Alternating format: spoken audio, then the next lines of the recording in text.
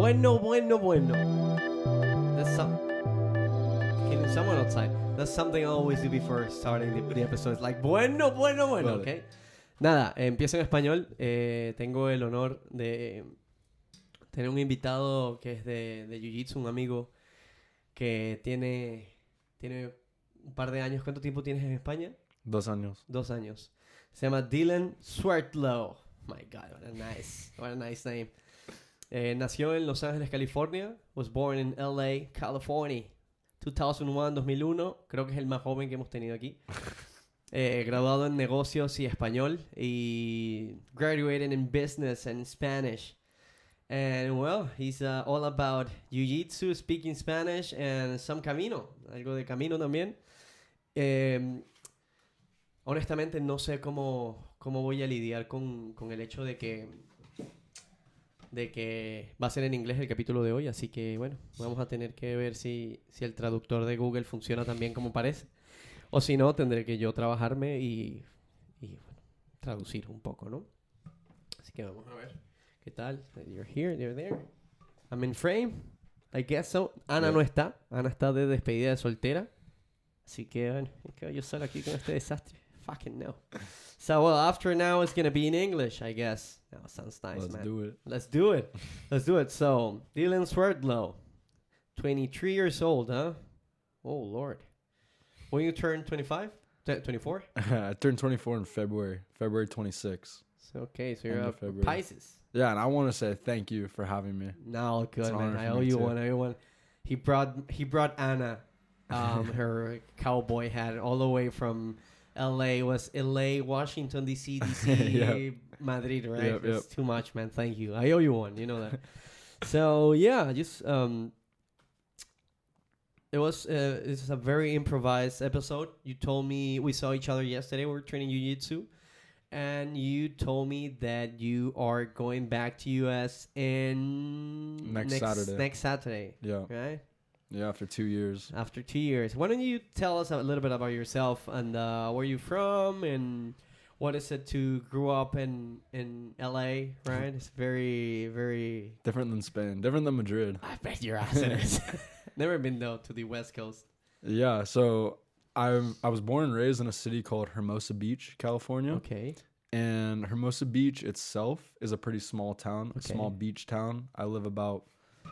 I can skateboard down to the beach in about 12 minutes. Okay. So and it's all downhill? From my house, yeah, nice. It's downhill. So nice. Growing up was skateboarding, surfing, I don't know. It was the type of childhood that I thought was very fun because there's neighboring cities to me. Yeah. So I live in an area called the Beach Cities. So there's one city next to me called Redondo Beach, then Hermosa Beach in the middle where I'm from, and then Manhattan Beach. So I would skateboard to all the different cities, and I had friends from high schools in the different cities. So it was pretty cool growing up that way. And yeah, and then having the chance to come to Spain. Yeah. Very, very different. We're gonna get there soon because I want to ask you something about your childhood. Okay, yeah. Was it like the way you're saying it now? It sounds such a movie kind of childhood, right? Skateboarding, and there were no homeless people. There will always be homeless people back in LA now. So this is something I do want to clarify. So I say I am technically from LA, I would say, but I live on the outskirts of outskirts LA. Of town, I'm not in the middle of LA where you see... Yeah, you could say we're in Madrid, you could say Aravaca, you could say Pozuelo, Guadilla, Something right, like that. Near, just right there, but not quite. Exactly. Cool. So that is something to understand because in LA, there's homeless, drug addicts, like there's beautiful parts of LA. Yeah, of course. You have Beverly Hills, Melrose. Like everything, yeah. And then you have really bad parts. So where I grew up, not a lot of homeless. Very fortunate to grow up in a more affluent area, wealthier families, not much diversity, a lot of white people. So that was interesting growing up. I was trying to avoid that subject, man. Why you do this to me? I mean, we don't need to get into it. But it's what they call a white neighborhood, right? Yeah. For the most part, like growing up. When it comes to a city, that's what they refer as white neighborhood. Yeah. when it comes could to city, because if you're talking about Missouri, then a white neighborhood is a redneck neighborhood, right? I mean, like it applies to different places and different terms, right? Yeah, for sure. And it just was interesting. Like before traveling around more and living in a different place, it was normal to me. Yeah. Like all of that was normal. So growing up and meaning like going to high school and kids driving like nice sports cars and like people living in really big houses. Did you grew up in a big house? I grew up in, yeah, I would say like in comparison. I'm trying to ask if you're rich, man. Yeah, I mean, silver spoon kind of guy, you know? Not judgmental, sort of. just no, asking. no, of Okay, course, cool. yeah, I don't mind talking about it. When I was younger, my dad was creating his own company. Nice. So when I was younger, there wasn't things in excess. Like it wasn't like I lived this crazy lavish lifestyle. Or very luxurious. Yeah, I would say I lived in a beach house, which was definitely nice.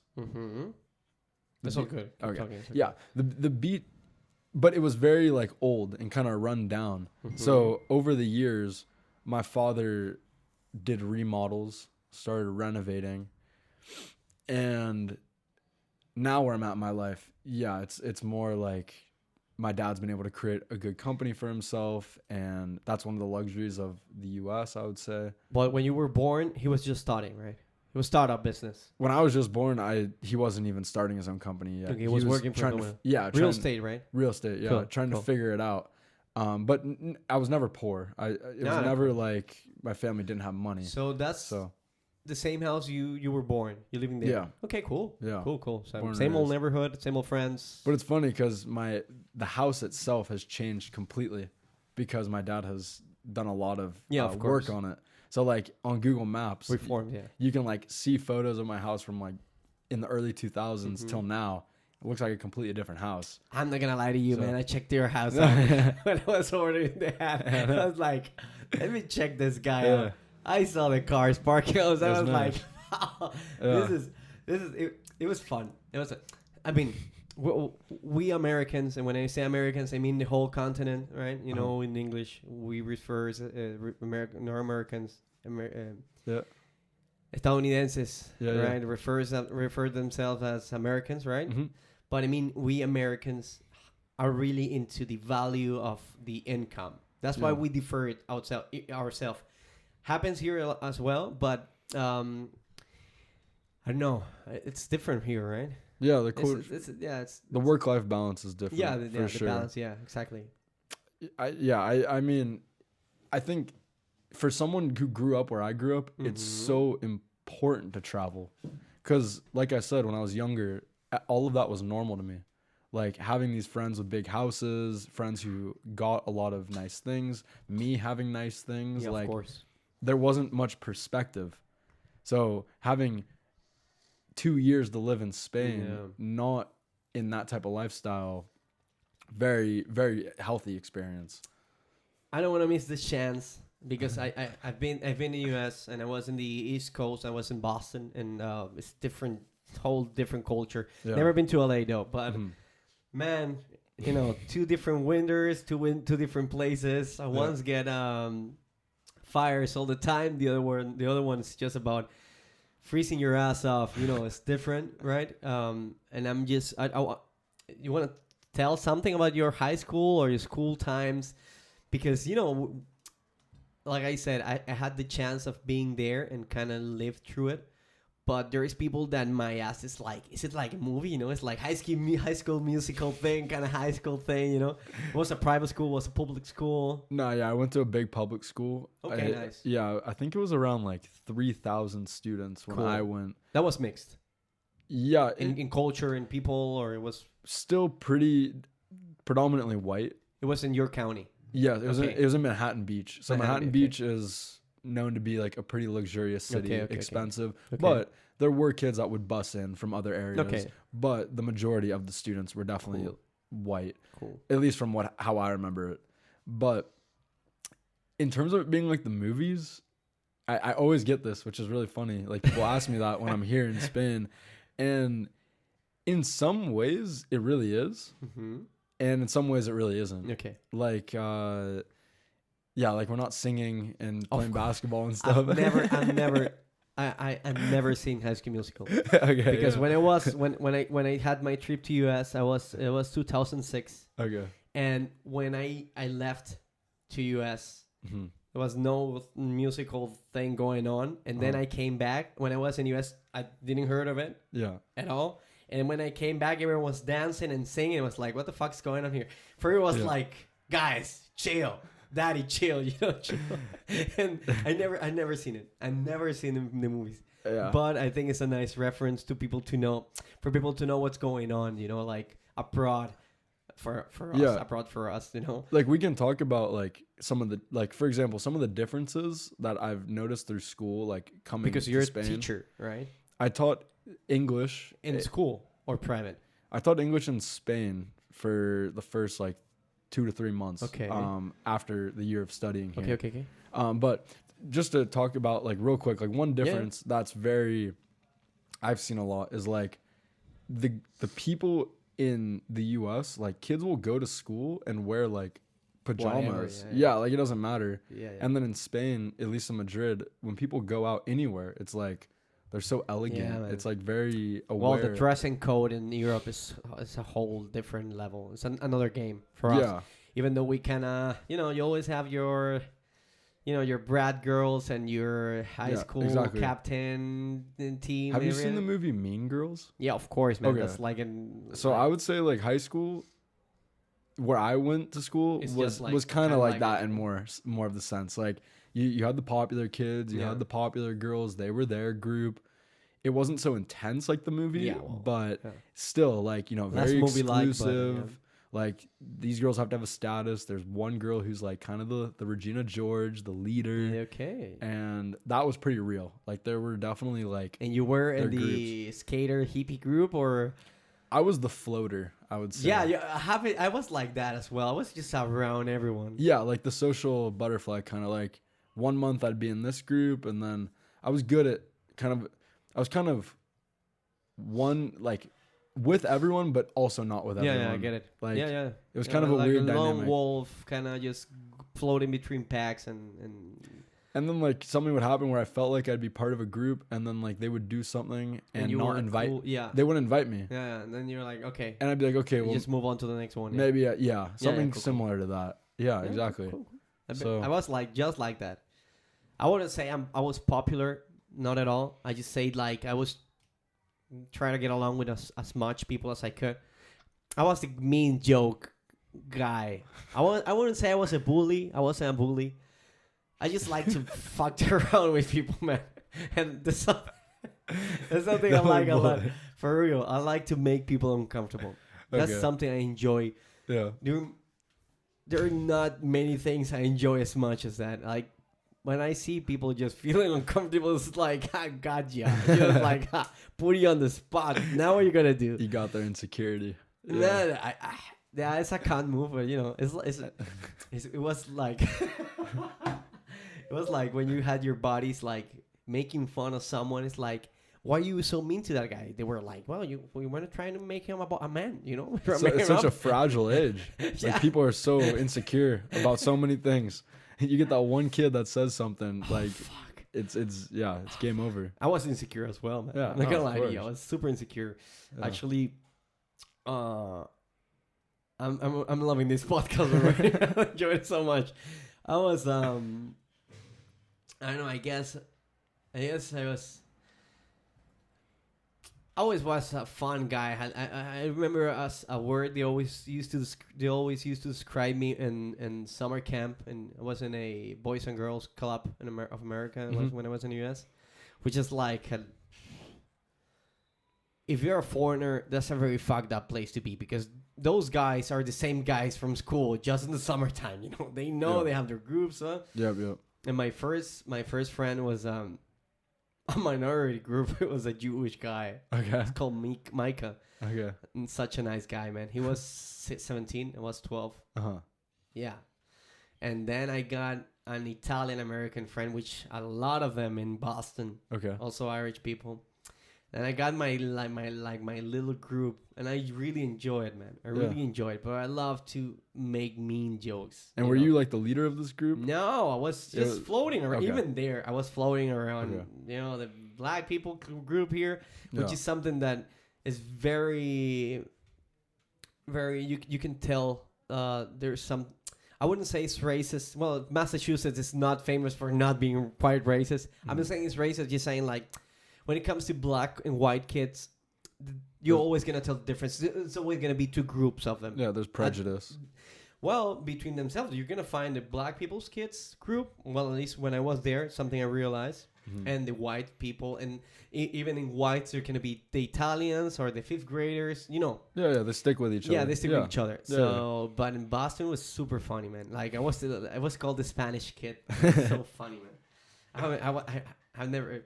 By the time I've never been in Spain, so I was all the Venezuelan kid. Yeah, it was an eye-opening situation for me. It was like all the identities I have for myself before that just kind of faded. It's like, fuck, I am whatever people think I am in a sense.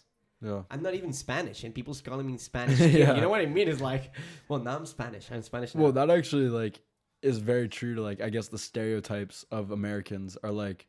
If you're from South America or some Latin America, yeah, it's like someone may just say, "Oh, you're Spanish," like because you speak Spanish. Yeah. Doesn't mean you're Spanish, of course. I didn't take it personally because I grew up watching South Park, literally. And I fell asleep when I was like 7 years old, just cracking my ass up watching Cartman, Kyle. Yeah. But when you got to live, you know, to see it in person, like I think that's. South Park could be one of the most accurate TV shows ever, for real. Once you're there, you see that, it's like, fuck, this is just like the TV show. Yeah. Right? No one's dying. Kenny's not dying in every episode, but the stereotypes are just so true in American culture that it's funny. It's hard not to laugh about it. I don't know how it's now. Haven't been there since 2006, so haven't been there in 18 years. Yeah. But it would be sad that. Well, I follow the news all the time. I'm not gonna lie to you. I haven't unattached from American U.S. culture. I watch news every single morning, and my soon-to-be wife always asks me, "Why?" And so I'm like, "Honey, because what happened in U.S. now is gonna happen here in 2-3 years." Okay. Always, it's not a damn thing different. Always that what happens there culturally in a way, it's gonna happen here. Okay. It's gonna rebound. Yeah. Yeah, something I've been watching in the last 18 years. Yeah, I'm pretty disconnected from the news. I don't... You don't want to go there, man. You just did the Camino. You do want to stay... You just want to stay the way you are. It's tough to balance it because it's so heavy, and it's like it's usually not an enjoyable conversation for me. No, it's not. So it's something that I'm more avoidant. You're going to vote? This is maybe controversial, but I haven't voted before. Okay, cool. I mean, I took government. Yeah. You turn 18? No, you got to be 21 to vote, right? I think it depends on the state. I honestly don't even know. You don't know. But well, you turn 18, right? And then when you come here, let's try to wrap it up here because I want to talk about your story. I think at 18 you can vote. 18 you can vote. But we should look this up. Wait, you have your phone.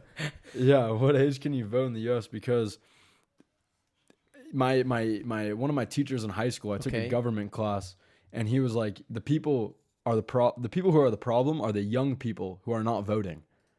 And like half the class, it wasn't just me. It was a lot of people. No one was voting.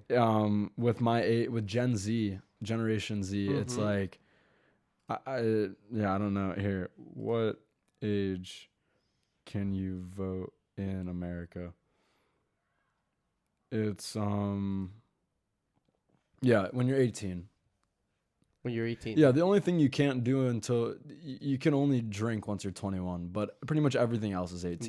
That's so weird, man. Yeah. In a place where you can have a gun, and I'm pro gun. Okay, I've said this many times. I'm pro.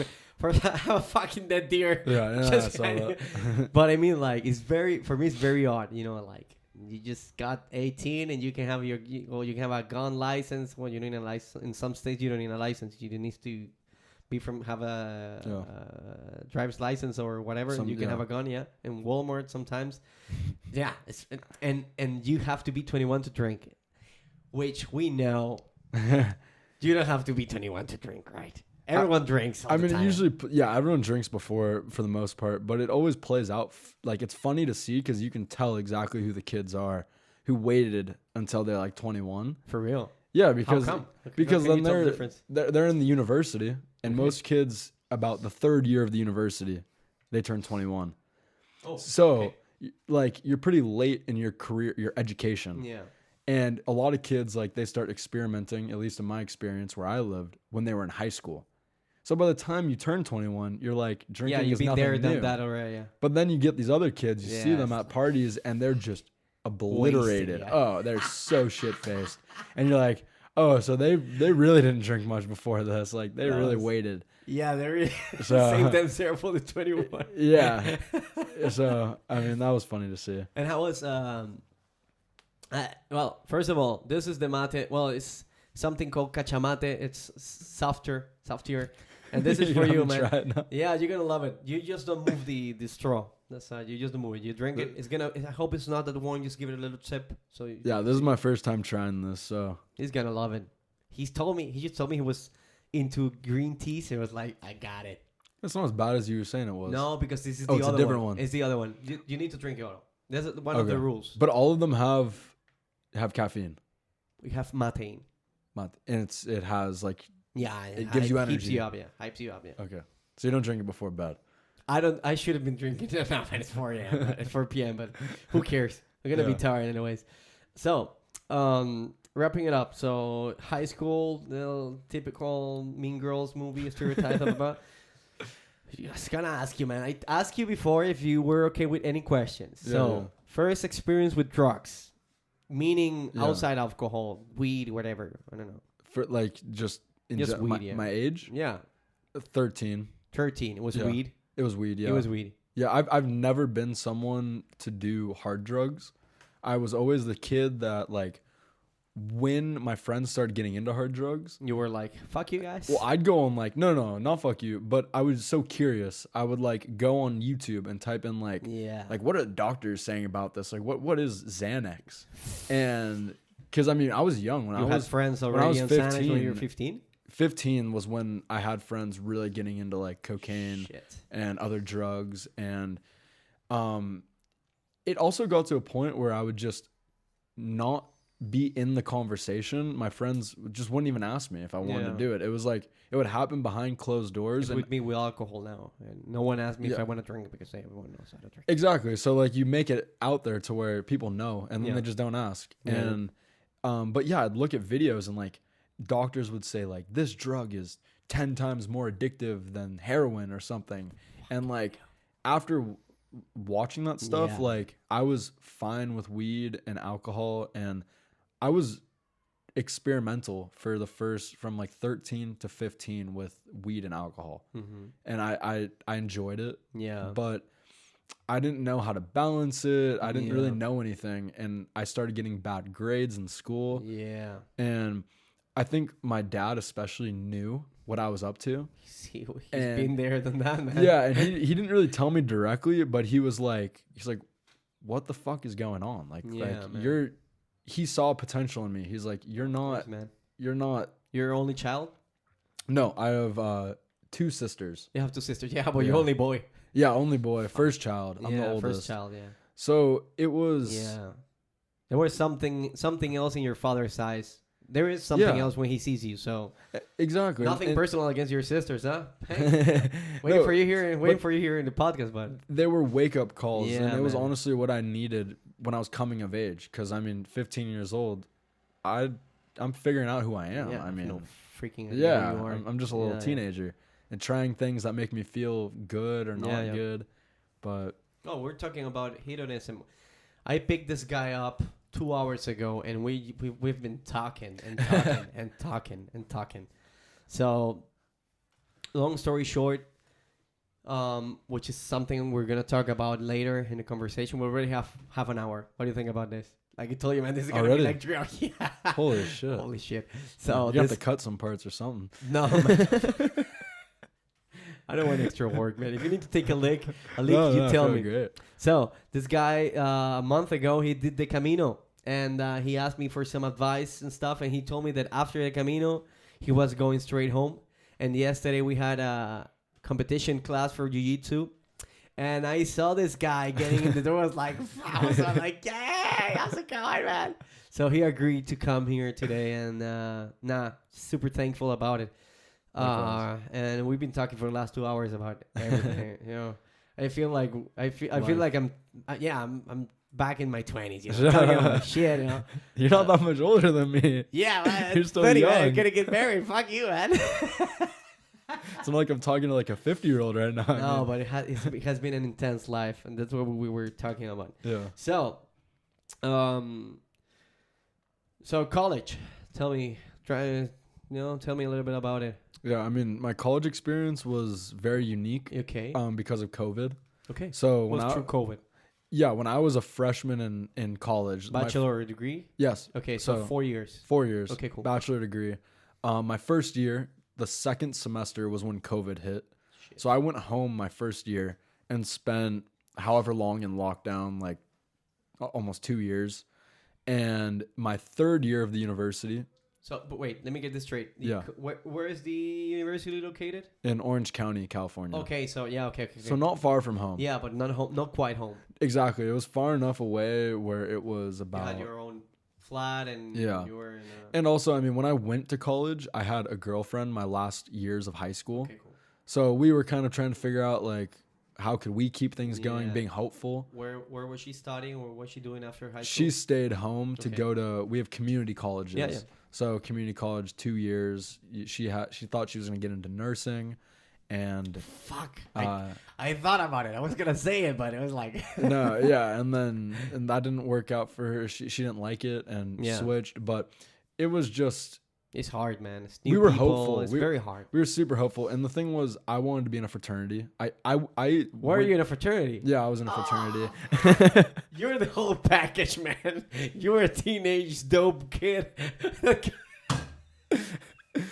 It's funny because here, like, people think of the movies, so everyone always asks me when I say fraternity, they're like, "Oh my, you were in a fraternity?" Yeah. But what's the name of it? It was called Beta Theta Pi.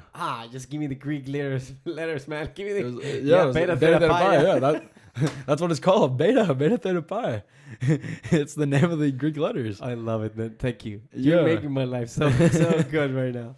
So I mean, I chose a school where I wasn't gonna know. I didn't have friends going. Yeah. So yeah, joining a fraternity. My girlfriend at the time was those weren't pleasant thoughts for her. Yeah. Which I understand. And so... But she wasn't a jealous type. She just was not feeling comfortable with the idea of you being in a fraternity, or... Yeah. We're all jealous and insecure when we were 20, so... It just... Yeah, like, exactly. At that time... I mean, like... Insecurities, but also high school, all the chicks and everything. And it's also like when you're living two lives, and she was going one way, I was going the other, and we weren't really growing together. Yeah. So so fraternity, we go home because of COVID, and I end up going to a community college for a year, or like a semester during COVID. So I went to a different school technically. So you had to move out of the county. I mean, go back home to Hermosa Beach, and you cannot drop that college and study in this community college, or they were partnered. No, they weren't partnered. It's like I was able to have 2 years of like a gap in my education, so like a break. So 1 year was studying abroad in Madrid. Mm-hmm. And then I had technically another year, which is 2 semesters. Okay. And so I spent one of those semesters in the community college. It's so much more in it. It's cheap. It's very inexpensive. Of course, yeah. My university was private. I'm going to ask you something, man. Yeah. Do you have any student loans?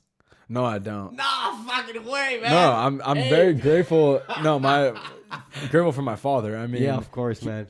I don't think I would have gone to university where I would have to take out student loans. I love. You know who Dave Ramsey is? No. Dave Ramsey is like this Texan guy who economist, financial guy. He give us advice. People call him. He has a show. Okay. Very famous in US. Okay. So Anna and I look at that thing every morning, get some financial advices and look at people's stories or whatever. Man, you can see $1 million student loan thing, It's like, fuck, man. You just graduated and you have $1 million in your backpack. That's a heavy load, man. No, I wasn't going to go. Very fortunately, my father, yeah, man, but he had the financial means. That's, so, man, that's what fathers are for. I mean, in a way. So, what's the name of your father? Aaron. Yeah. We love you here. We love debt-free guys here. So, thanks to you, your kid is going to be a debt-free boy. It's important, honestly. Yeah, it is. Of course, man. But, of course, I've been listening to stories. People have been taking 10 years, 12, 15 years to pay the student loans. Mm-hmm. And, it just combines with life. You get married, you buy a house, you buy a car. It's always you make there. dumb decisions, and you have to still, okay, cool. And this kind of goes into my journey with Spanish, I would say, because during COVID, we were at home, bored. Yeah. I downloaded applications, like one's called HelloTalk and another one is called Tandem. And I could talk to real people in South America, Central America, Spain. You were already learning Spanish, or I took 3 years in high school. Okay, cool. And I was taking classes up until this point in college, in the university. Nice. But I wasn't studying it in the university. Yeah, just having contact with it. Yeah. And I always liked Spanish. It was fun, but I never thought I'd be. Man, in California, you've been listening to Spanish since you were born. Hermosa Beach is a Spanish exactly. name. You know what I mean? California is a Spanish name. Yeah. You know what I mean? Yeah, okay, cool. But I have no friends that speak other languages. All my friends speak English. That's a very American thing. That is a very American thing. Of course. To say, I'm sorry, I don't want to put everyone in a box, but no, it is. Like I said, I've been there, and it's like, wow, happened to me that this guy was like, hey, this guy is Mexican. I was like, hey, ¿qué tal? ¿Cómo estás? It's like, I don't speak Spanish. I was born in Mexico, but my parents didn't taught me anything. Yep. Fucking no, man. I've met Mexicans. Yeah. There was a Mexican guy in my fraternity, and same thing. But during the pandemic, I just had so much time, and I was at the levels go from A being the lowest to C being the highest. So I was in the A level. Okay, from down up. Yes, from down up. So like A1, A2, A2, B2, B1, C1, exactly. C2. So I was at like for Spanish, the top is C2. C2. Okay, cool. Yeah, so I was at like the A2 level. Okay. Really low. I couldn't really have conversations, and this was during COVID. And I would try to do video calls, audio calls, whatever. Mm-hmm. And I started learning a little bit, and it was just fun, like learning about cultures, the food, whatever. And then I decided to study it in the university. And I had always wanted to study abroad. So then picked Spain, Madrid. So let me get this straight. Yeah. Community college, still business. Yeah. Okay. Community college was just because of COVID. Yeah. It was just to pay such an expensive, to pay so much for a private school during COVID didn't make sense. Yeah. So I was able to go to a cheaper school. Who picked up your college? Your father? Yeah. He knew about it already. Yeah. Was he studied there? No. Where's your father from? He's from Los Angeles too. You're from LA. Yeah, or the Valley. Okay. California. Yeah. Your mom? My mom's from Venice Beach, California. Okay, so all California. Yeah. 100% California nation, right? All American. All American. Not much diversity in the family. No, I mean, I wasn't expecting any diversity. I was expecting more country range. But it's okay. No. Yeah. But your family originally from California. Swerdlow is a what? I'm pretty sure it's like Russian, Polish, maybe. Nice. No, I have family from like New York. Okay, cool. Yeah, but that's like my dad's parents. New York was like a crate for immigrants back in the 20s. Yeah, I actually really want to do like an ancestry test to understand more, but I don't know too much about my family's roots, to be honest. Okay, cool. But just asking things, man. No. You are, like I said, you're the whole 9 yards here. Community college, private school, no debts, debt-free, alpha, pi, beta, theta, whatever. God. Nice, man. Just want to ask you one more thing before we move on to Spain, because when we jump here, we're not going to get back there, okay? Fair. Any prerequisites to get into a fraternity? Yeah, of course. Yeah, what do you need? Do you need to be?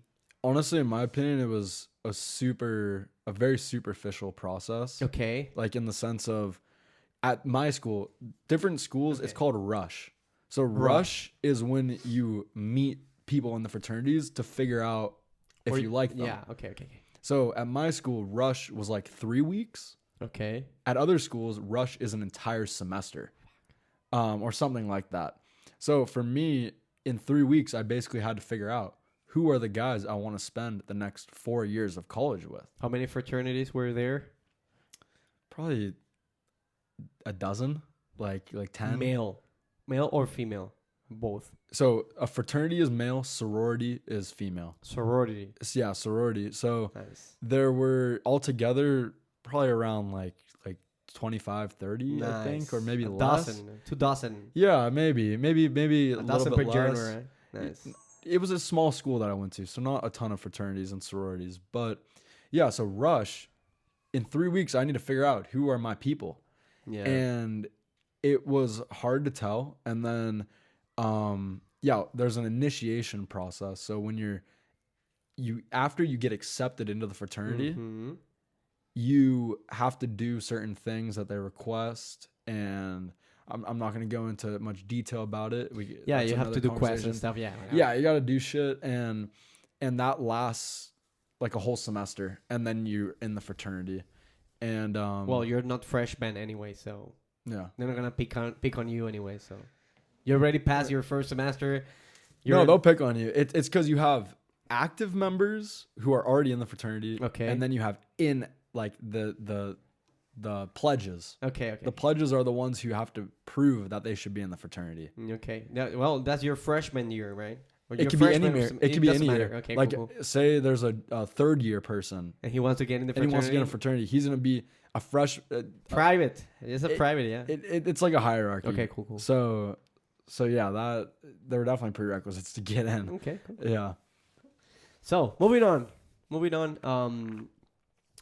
That camera just turned off, so overheat. You want to check it? Now so good. Okay.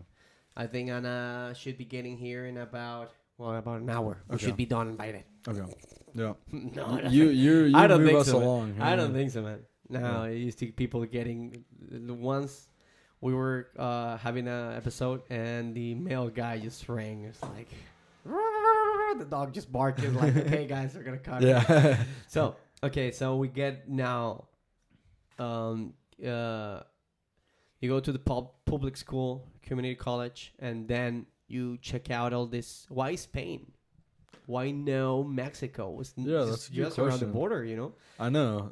I've thought about that. Or Costa Rica, you're a surfer, you know? Yeah, it would have been cool. I mean, I'm not giving you any no, ideas. yeah. I mean, I wouldn't change anything, but I mean, at my university, I went back to Chapman University. I went back after community college. Okay. And we had a study abroad program. Which year is this? This is my third year. So it's 2022? 2022? No. Oh yeah. Okay. Yeah, 2022. Okay. Yeah. Or yeah, end of 2021. And I have an advisor. I have like someone who helps me figure out what I want to do for study abroad. Okay. So I went to them. I told them what I was studying. I told them what I wanted to do. I wanted to go to a country where they speak Spanish. And she was like, hey, we have these 2 really good programs in Madrid. And the thing with Spain was, at least for my parents, for all of us, it was nice knowing that Spain, for the most part, is a lot safer. Yeah, of course. It's a lot more developed Yeah. than other parts of Latin America. So Madrid seemed cool. I didn't know anything about Madrid. Yeah. I hadn't even been to Madrid.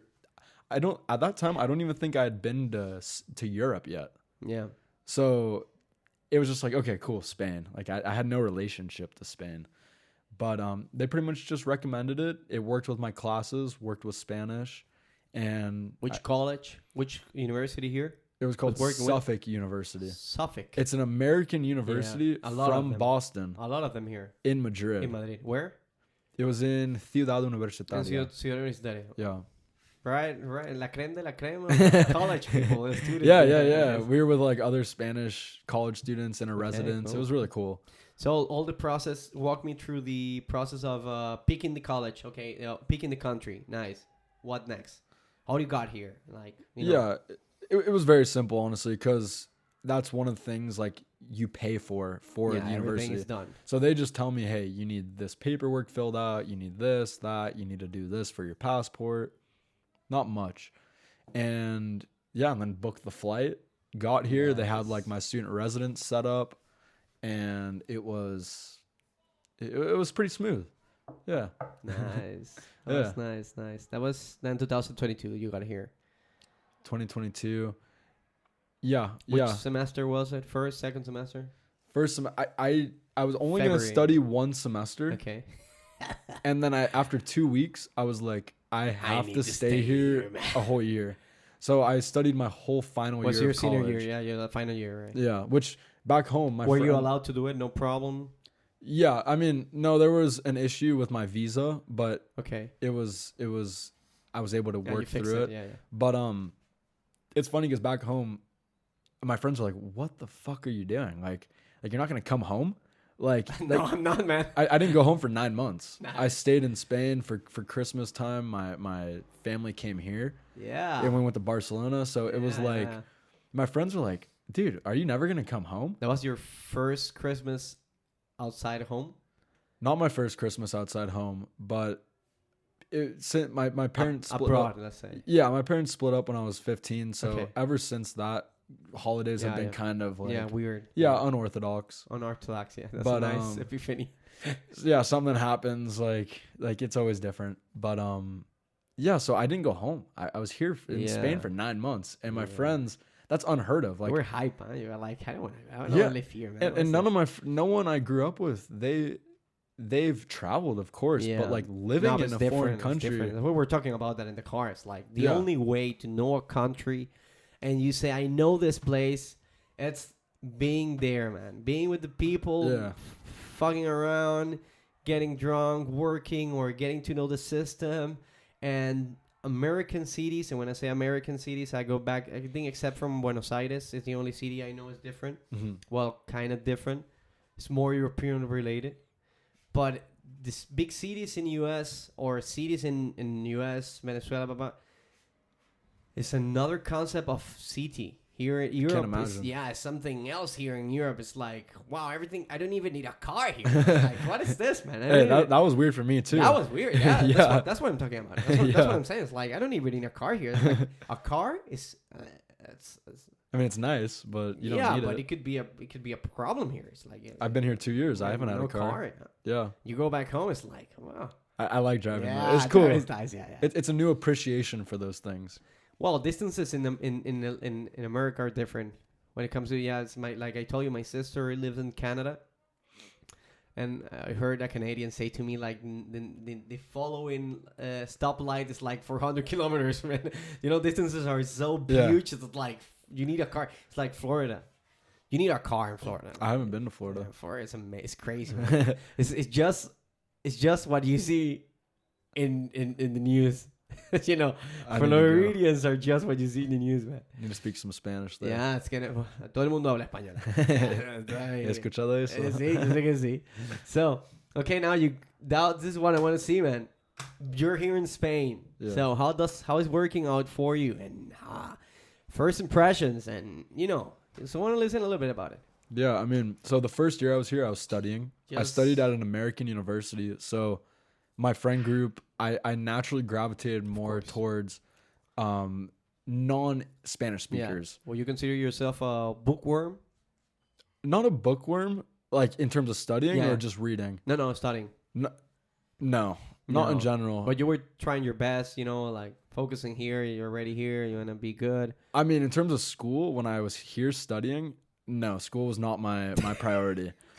Traveling, speaking Spanish. That was your 9 months, right? That was like, because I'd never really experienced Europe or Spain or life. In that sense. But I did meet a girl the second week of studying abroad, and we ended up becoming a couple for the whole study abroad year. Yeah, and she's from? She's from Boston. She's from Boston. She was, or like Mansfield, Yeah, Massachusetts. yeah. It actually worked out super. It was awesome It because was nice, right? there was a compromise. I didn't learn as much Spanish as I wanted to, but her and I were like travel partners. Yeah. So we traveled like everywhere. The second but- semester, we went all over Europe. Yeah, And you were accomplice, you know, and that's the nicest thing about a it was partnership, cool. or friendship, or relationship, or whatever. It's like we're in this together. You Yeah, know, we're in yeah. this together. Nice. I'm super grateful for that. And What do you do with her? I mean, traveling. Where do you go? First city outside Madrid you visited. Which one? oh my goodness, first city I went to outside Madrid, maybe it was Paris. For real, just straight up out of Spain, man. Out of Just- Spain, I don't remember. I'd have to look at I have a list of all the places I Nice, traveled to. Nice. But you keep a journal? No. I kept like notes on my phone Okay. of all the trips. And I mean, the second semester, her and I, for the whole month of like March, we did like a 2-week Nice. trip in Italy. Like Nice. it was really, really great. And, but I didn't learn as much Spanish as I wanted to. Yeah. So I studied abroad, traveled a bunch within Spain and then outside in Europe. And then I had the opportunity to come back after graduating to Madrid. So I became an English teacher for a Okay. year. So 9 months. That's That's studying. the studying, the Yeah. whole thing. You graduated. You gotta go back home. You Yep. gotta do your I got graduated. your graduation Yep. your- Ceremony. your prom, your thing, your dances, your No limousine. dances. So But- you got your ceremony, you Yep. got your title, blah blah Yep. blah. You registered, and then, but there's something it's not clear to me, because it says here that you also have a minor degree in Spanish. Yeah. Where does that come from? So around COVID, Okay. I was loving Spanish. And in the schooling system, you have a major and a minor. Mhm. The major is what you get a degree in. Okay. The minor, you just have to take a ton of classes. Okay. So I took a Spanish class, 1 to 2 Spanish classes every semester of college to fulfill my minor. So It's very minor. it was actually a lot, honestly. Like I took like advanced grammar and composition, Nice. like literature. I mean, it was a conversation class. It was really helpful, Yeah. but it's nothing compared to Of course, but it's speaking. better than nothing. You know, it's It some built- exposure to you. Exactly. It built an amazing foundation for me for when I got to Spain. I was confident, which was really important. Which is important. Yeah. Confidence is huge. Even though you went to an American college here and it was 100% English. Yes. Yeah, but I was also taking my Spanish classes. Do you get any accessory here about how to move through the city? Your first metro abono, or they throw you to the lions and say figure it out by yourself? No, the school like gave us like a whole rundown of how to do things, Cool, and cool. yeah, they didn't just throw us out. Do you have Spanish local teachers that were teaching you in English, or everyone was American? No, like the majority of the teachers were not American. Like a lot of them weren't. Yeah, some were Spanish speakers. My Spanish classes were all in Spanish with people from Spanish-speaking countries, maybe not Spain, but yeah. native Spanish speakers. But it was different studying here. I just Okay. wasn't as immersed as I would have liked to be. Yeah, of course. Mainly having a significant other, which was my choice. Like Yeah. it has nothing to do with her. No. It's and you're gonna be inclined to do it. Of course, when I was like I told you, when I was in the US, I was looking for people that speak Spanish. It's just Yeah. that in fucking Boston back in the 2000s, no one spoke Spanish. Yeah. No one. It was forbidden. And we were talking a little bit about this. Like that was so new for me to move to a foreign country by myself. Yeah. And I didn't know anyone at this Yeah, school. yeah. And to meet someone, especially a girl, I hadn't been in a relationship in a while. There's like that sense of comfort of home, being Well, away from you're home. Looking for you're looking for someone. I think it's It was nice. completely normal, and it's necessary in a way. I've been I've been traveling a lot through a lot of places in the last 10 years, Yeah. and it could get very lonesome. It could get very lonesome, and having a girl, well, if you're heterosexual, I don't know, having a couple with Yeah. you and someone you can share your happiness with. I think it comes down to that. companion. Yeah, a companion that Yeah. because your friends are. I don't have the same friendships I had when I got here. Yeah. And my friendships when I got here are the ones I made in Venezuela. We've been friends for 15 years. But nowadays, all my friends are jiu-jitsu related. Yeah, yeah. It's all about the sweat. Well, that was huge for me coming to Spain the second time. Tell me a little bit about it. When do you start? Tell me about your jiu-jitsu story and where do you start and how it started. You were in 10th Planet. That's the only thing I know. That's how we kind of... Yeah. That was the first talk of how we connected a little bit. But so it started when I was young, like 12 or 13. My dad was, he did a type of martial arts called Shotokan when he was younger. Yeah, Shotokan, karate. Yeah. I did it as well when I was a kid, And he became either like a brown or a black belt in that. Advanced then. Yeah, he did it for a while. He was competing. Okay, cool. So martial arts were big for him, and he knew the importance of it. So never jiu-jitsu for him, but karate. Well, I don't know how was jiu-jitsu here, but jiu-jitsu in LA has been something very important for the last 30 years since the first UFC. Man, you could the IBJJF main headquarters in LA, I think. No, it's in California, I guess. Maybe, I'm not sure. I mean, like 10 Planet, and Joe Rogan, like all the guys, UFC thing. Like for you, it wasn't something as new as it was for the rest of the world. Besides Brazil. Interesting. Yeah. So I mean, with my dad having that knowledge of martial arts when I was young, he wanted to put my sister and I. My sister is 3 years, I guess like 2 years younger than me. Okay, cool. Or 3 years younger than me. She's just 20. She's 20. She's going through all the college thing. She's in her last year of the university. Nice. Where's she studying? In Penn State, Pennsylvania State. Yeah. Big school. Big school, yeah. Huge. What is she studying? She's studying business. Business as well. Yeah. She tried to do the Spanish. And she was like, Dylan, it's too much. It's too much. Nice. But so when it comes to language, you need to have a certain passion about it. Exactly. You need to really love it. Yeah. Otherwise, it's going to be nuance. Totally it's going to be like, let me get this out of my way. I need to something I like. Yeah. I agree completely with that. So with the jiu-jitsu, my dad put my sister and I into it when we were like 12, when I was 12. And we did gi. We did the kimono. Nice. And it was fun. Jiu-jitsu or karate?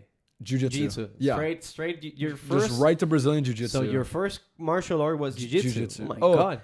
I think I did like taekwondo when I was like. We all did taekwondo when we were kids. I wouldn't count it. But the jiu-jitsu, I was doing it for a handful of months and actually getting really good. Yeah. And it's going to sound funny, but we were doing warm-ups one day. And they were like these little jumps. Like you put your hands here, they're like little frog jumps. Frog jumps, And I landed on my big toe. No. And it snapped my toenail off. And for me being 12 years old, no. It was like I can't do jiu-jitsu anymore. Like that was the end of it for me. Yeah. And that was like a no for me. Like fucking no. I was like I'm bleeding. Like it was like I learned a lot about myself. Get hurt. Yeah. Well, I remember something.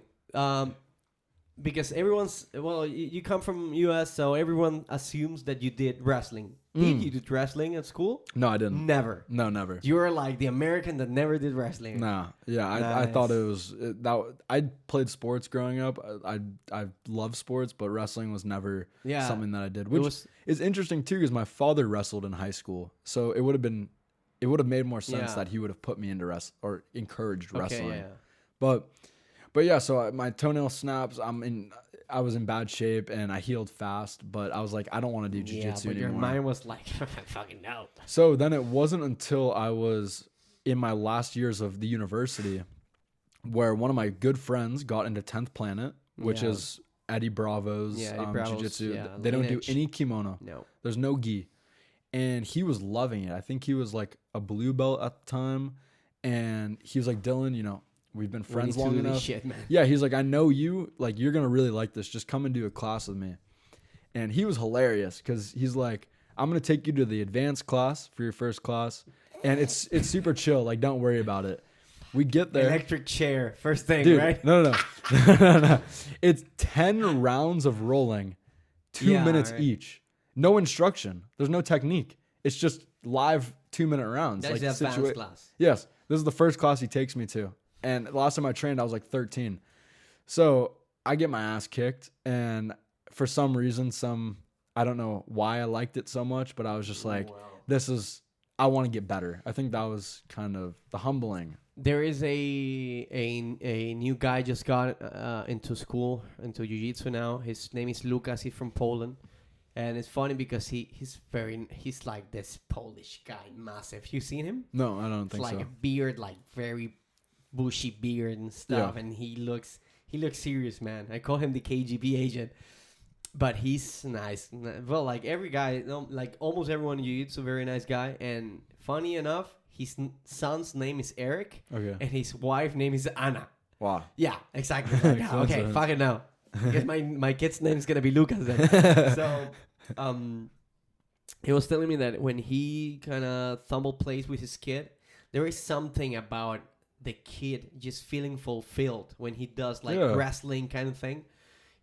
We were not making some kind of anthropology guess. So he was just telling me his experience when his kid is like over the top with energy. It's kind of wrestles with him for a couple of minutes, and then the kid just seems to mellow down, like chill, daddy, like daddy chill. Yeah, he daddy chill the shit out of the kid, right? And I've been thinking a lot about it. I think there's something about just wrestling, and because it comes from the Greeks. If it's even elder than that. Yeah. And there is something there is a feeling of fulfillment after just rolling and just tapping. It's primal. It brings us back to like our roots as speaking just for men in this case. Yeah. I love how women train jiu-jitsu as well. Super important. I tell everyone, women fights are more violent than guys fighting in jiu-jitsu. It's like just gonna rip the hair out of you, bitch. Just for real. I seem like But yeah, then you come across a girl who does jiu-jitsu and they can choke you out. It's like that's cool and that's scary. Well, I live with a jiu-jitsu blue belt. You know. She's dangerous, man. Like, if she get the upper hand, I have her on my back, just like backpack. I just want to start my sense, like, hey. But yeah, so 10 Planet. Yeah, so my buddy. 10 years after your first time, no. It was about from 13 to like 18. Yeah, 5 years. So then I start training at 10 Planet for about like 3 to 4 months. Okay. Before I study abroad.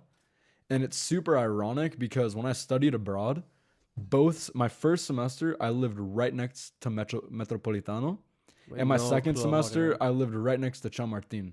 Nice. So I could have been training at Lotus, but I don't know. It just wasn't calling me. Everything happened for a reason, man. And then this past summer, before coming back to Spain, I knew I was going to come back to Spain with pretty much restarting, not having friends. Yeah. And I knew how fresh start. And I knew how great that the jiu-jitsu communities usually were. And I was still talking to my friend the whole time I was studied abroad. And he's like, dude, you got to get back into jiu-jitsu. At this point, he was, I think, a purple belt. Yeah. So he was really getting good and competing. And I started training last June, I believe, last summer. Yeah, it was when we met.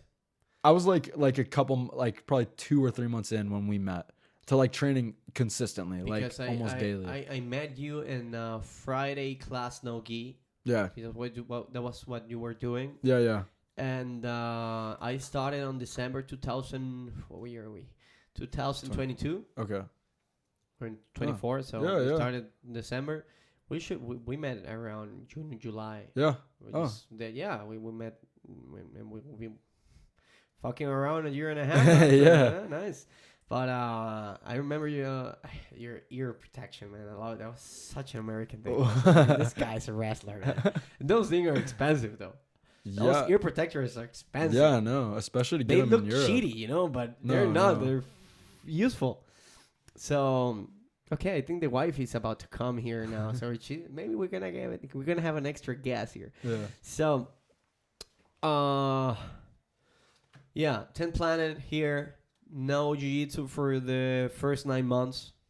You want to study abroad, yeah. Yeah, just study abroad. You go back home, all the ceremony, blah, blah, blah. How long was the gap between you going back home and coming back here? All the paperwork?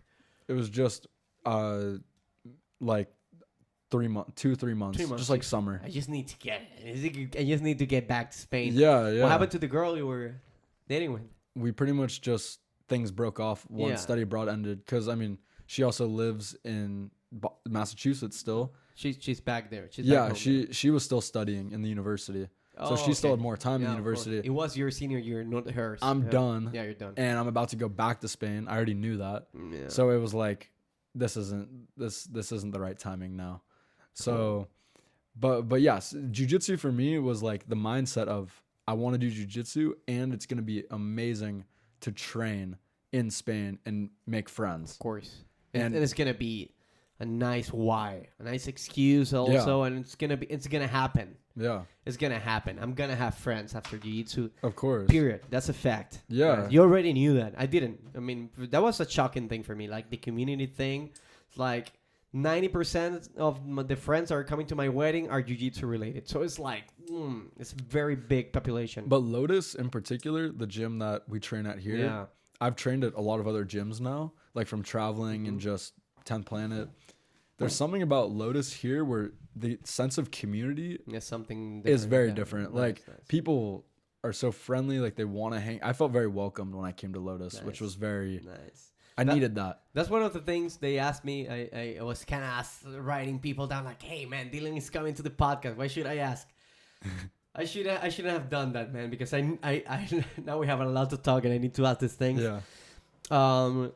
I really you have a very nice personality. You can get along. You're an easy person to get along with. You know, Thank you. You're very mellow. You're very you talk when you have to talk. Like, you know, I respect you a lot. I like you a lot. Thank you. And thank you. And but you know, it's always challenges when it comes to integrating. And your Spanish has gone better. When do you said like, okay, I'm ready for Spanish? You know, after your 9 months. Or you had to take now? No, it was coming back the second time. Okay, tell me a little bit about it. Because that was a super immersed experience. Okay. I basically told myself, I'm not going to have any girlfriends that speak English. I'm going to try to date girls who speak Spanish. I'm going to do everything in Spanish that I can. I'm going to try to only find Spanish-speaking friends. And I was just super committed. Like, I wanted to be as immersed as possible. And after about probably 5 or 6 months of coming back the second time, I was like, okay, I actually think I'm like really confident now with the Spanish. Nice. So that kind of makes sense.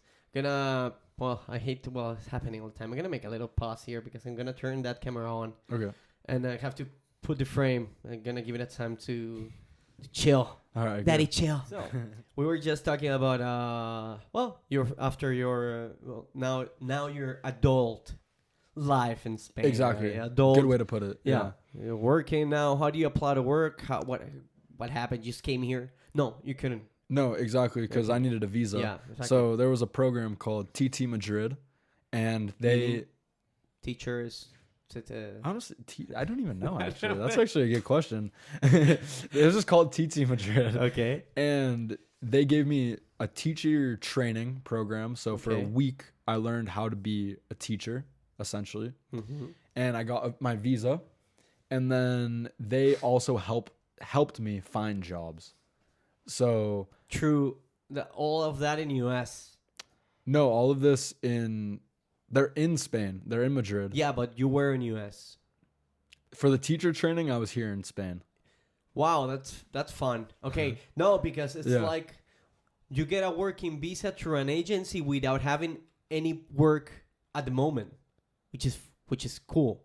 Yeah. Because usually you need to get the work first, and the company needs to make all the paperwork through the embassies, and then you get a permit. So this company is like, I was technically like a student. And I was also like internship. It's like they call them convenios. Okay. So it's like whenever I'd work for a place, it was a convenio. So it was like like a paid internship. Okay, cool. So there's like loopholes or something. Yeah, exactly. Yeah. But so I started doing that, and the thing was for me, I didn't study education. I didn't have this passion to be a teacher, and I realized very quickly after teaching English that was not something that I was necessarily very passionate about. So I started trying to get resourceful and finding other jobs that I could work. And I actually English related. Yeah, exactly. Nice. English related. So I actually found a school where I could be the receptionist. Yeah. And I became the receptionist. Nice. And I spoke pretty much only Spanish whenever I'd work. Cool. And that was That was a awesome. nice way to turn around a situation, huh? Nice. It was great. I mean, That was your third month here. that was like, yeah, after like like 4 or 5 months maybe. Because of one of the questions they told me to ask you was like how it was so easy for you to integrate, and and knowing the way you are, and just the only barrier is not your personality, it's just language. But if once you break down that barrier, then it's just easy, right? Yeah, I mean, so when I got here the second time, let's talk about like when I was just the adult Dylan in Spain. The old did. That was Nice. that was it was challenging. Okay. The first apartment I moved into was a scam through Idealista. No way. Yeah, it was like You're the full 9 yards. Man. it was messed up, honestly. Like my Tell me a mom little was bit on here. it. Tell Yeah, me a my little bit. mom was here with me to help me move in. And basically I go and I meet with the landlord, whoever the person is. Yeah. The alleged landlord. Yeah, and I hadn't seen the apartment before, and he has me pay all this money, agency fees, and this is something to understand is for most things in Spain, it's a lot cheaper than it would be in the United States. Yeah, of course. So Moving is one of them.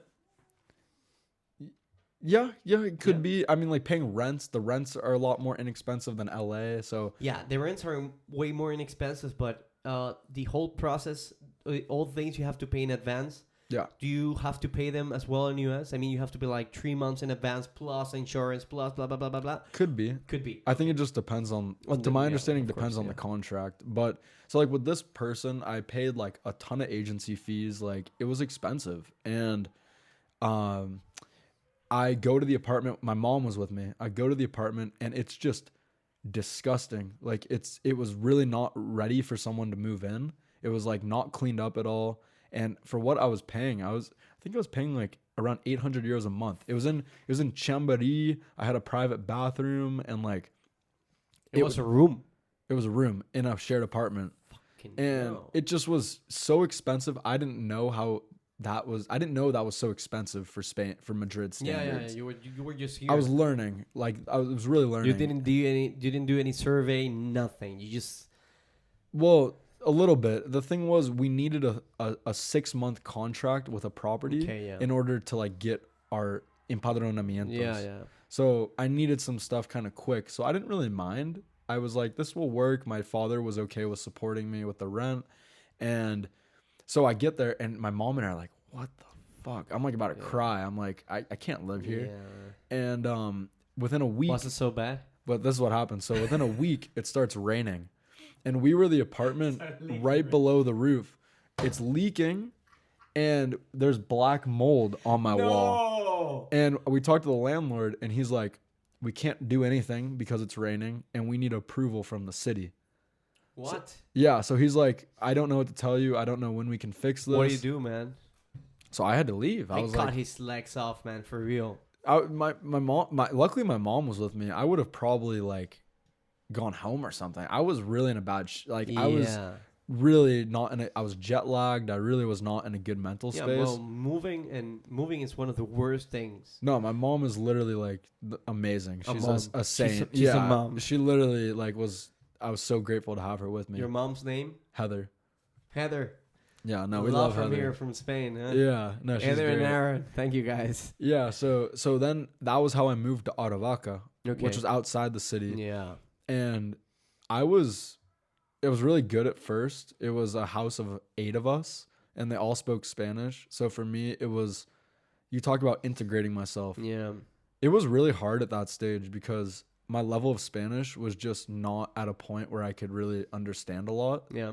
So they would have conversations, they'd say jokes, they'd talk about me. You kind of feel cast out a little bit. yeah, It happens all the exactly. time. So I was, Happened to me in the US. And I'm sure. in Yeah. Germany as well. When I was living there, it was like, Yeah, so I was actually like pretty depressed for a few months when I was living there. Like the dynamic of the house, everyone was older than me and it was cool at first, but then there was Yeah, drama. Just Yeah, of course. and then doing jujitsu. Jujitsu was so far from me. It was like an hour and a half to get to jujitsu Yeah. every day. It's a whole process. Working was really far from me. Yeah. I was really in a low state. I wasn't working out a lot, and then I met Sandra, who How? we train with. I just texted in the Lotus group chat, and I was like, "Does anybody have a room?" That Oh, I but you can, were already in Lotus. Yeah. Okay. Oh yeah, okay. yeah. I've been You skipped training. that, man. Oh yeah, no. This whole time when I Okay. was like very soon once I got to Spain, my sensei from the US recommended Lotus. Nice. So I knew I was going to train at Lotus. Okay. It just at Your that sensei was Brazilian. no, just some dude from the US. Okay, cool. Yeah, who loves Some jiu-jitsu. random American dude, yeah. Yeah, and he just knew about Lotus for some reason. Well, Lotus is a big thing in New York and some other states. There's like it's a big club. Got it. Like. Yeah, it is. Well, you can discriminate jiu-jitsu by its by what it does when Yeah. the club per se. I mean, if it's Mhm. competitors club, you have Atos and you have yeah. this, like Lotus in New York is a big thing So I worldwide. I was already training at Lotus, but I'd never met Sandra, or like maybe we'd trained together but never talked. And I just sent a message in the group chat, and What do you write down? I was just like, I need a place to live. Like I need a room. Like, does anybody have a room for me? And she was the first to respond. And Chronologically, when was this? I mean, like your first year here. I mean, like your so first year plus. second year here. No, well, adult. Okay, Dylan. First year adult Dylan. Right? Yeah, first year adult Dylan is the first, like, this is all within the first 6 months. Okay, this. Cool. Yeah, Cool. the first 6 months. How long you were in Aravaca then? 4 months. 4 months plus the 4 months you were in. How long you were in Chamberí? Oh, like 3 weeks. Like fuck no. I couldn't couldn't live yeah. it. My mom and I looked at each other. We're like, I'm gonna live in a room with black mold right next to my no, bed. Man, you're gonna get Like, sick here. Yeah, so I moved immediately, and in Aravaca, I mean, I didn't have any friends yet, Cool. so that was also pretty challenging. Like with the integration aspect, Mm-hmm. immersing myself. I went on a lot of dates. I had Tinder Platinum, and but this is the thing, they weren't like, my mindset was not, oh, I want to go on these dates and hook up with girls. Yeah, it you was just want like, to meet people and do some things. meet right? people, do something, and just keep learning Spanish. Because for me, I couldn't have conversations with people. Like, Yeah, or you were hooking up on the side anyways, right? we'll talk about that off camera. but, Oh Lord, I'm sorry, man. but I mean, that was huge for my learning. Yeah. Like dating and being with a girl for X amount of time and Yeah. speaking only Spanish. A lot of them only spoke Spanish. A lot Yeah. of Latinas. It was amazing. Like, I loved that part of my Spain experience. I don't want to be call it controversial here, Yeah. but Spanish English level in Madrid is very low. In Spain, generally, it's very yeah, fucking I low. learned that a It's lot. very low, man. It's like wow. Yeah, but that was Is great it- for me Well, yeah, because I wanted to learn Spanish. yeah. So it was great meeting someone who like literally couldn't speak in English. It was survival Spanish. Yeah. Um, So after a year, After like the first 6 months, I was getting a lot better Yeah. because I had all that studying. that's what you need. You just need to speak. Yeah, exactly. Fuck and, it up to make mistakes. To be and I would do corrected, everything in Spanish, reading, watching things, listening to Nice. music. Like, I was doing the most I could. Yeah. And so then I Fruitful, huh? fruitful. Yeah. And like what you did now pays off. Oh, you're speaking Spanish of course. fluently. Well, one thing I love about learning a language is it's not rocket science. No, Like, most people, they know what they need to do to learn a language. It's just the discipline and Yeah. consistency. And I the knew environment. environment. That's like the 80% of it. Yeah. I wouldn't be speaking English this way yeah, if I wouldn't have been in Boston. If I It's would a have been lot in harder. Florida, yeah. Estuviera hablando Spanglish, baby. Yeah. It's a lot harder. It is harder, yeah. I was trying to do that in the U.S., but yeah, it was different. It was different, yeah. And no, I totally agree. Like once I came here and had that immersion, it was really quick where I started like actually understanding a lot. And yeah, the dating became less of a priority. And the thing was, jiu-jitsu for me was always like really much a priority. It's an anchor, right? Yeah. Anchor to your life here. And then I started doing dance lessons, which was also fun. What? Like bachata and No salsa. way. That was great because this was my thinking. Nice. We talked about the why. Why do that? Yeah, big why, yeah. There were these meetups like in Spain. The app, the meetup. Yeah, app. yeah. You got it? So You have yeah, I have it. Yeah, Nice. and there were so many dance socials where people would go and just like dance Yeah. bachata and salsa, and I was like, oh, that'd be a great way to meet people. Yeah. And learn how to dance. Yeah, yeah, yeah. Nice. And so I did that for a couple months, and it was great. I actually never went to a meetup, but it was just like trying new things. Yeah, and cool. fun. Yeah, Getting out of the comfort zone. for sure. I'd go alone. I mean, Do you remember the first time? Because it happened to me. I was still in Boston when it happened to me. There is a point in which you said like you say to yourself like, "Fuck, I'm speaking English. I'm not even translating in my mind. I'm just speaking."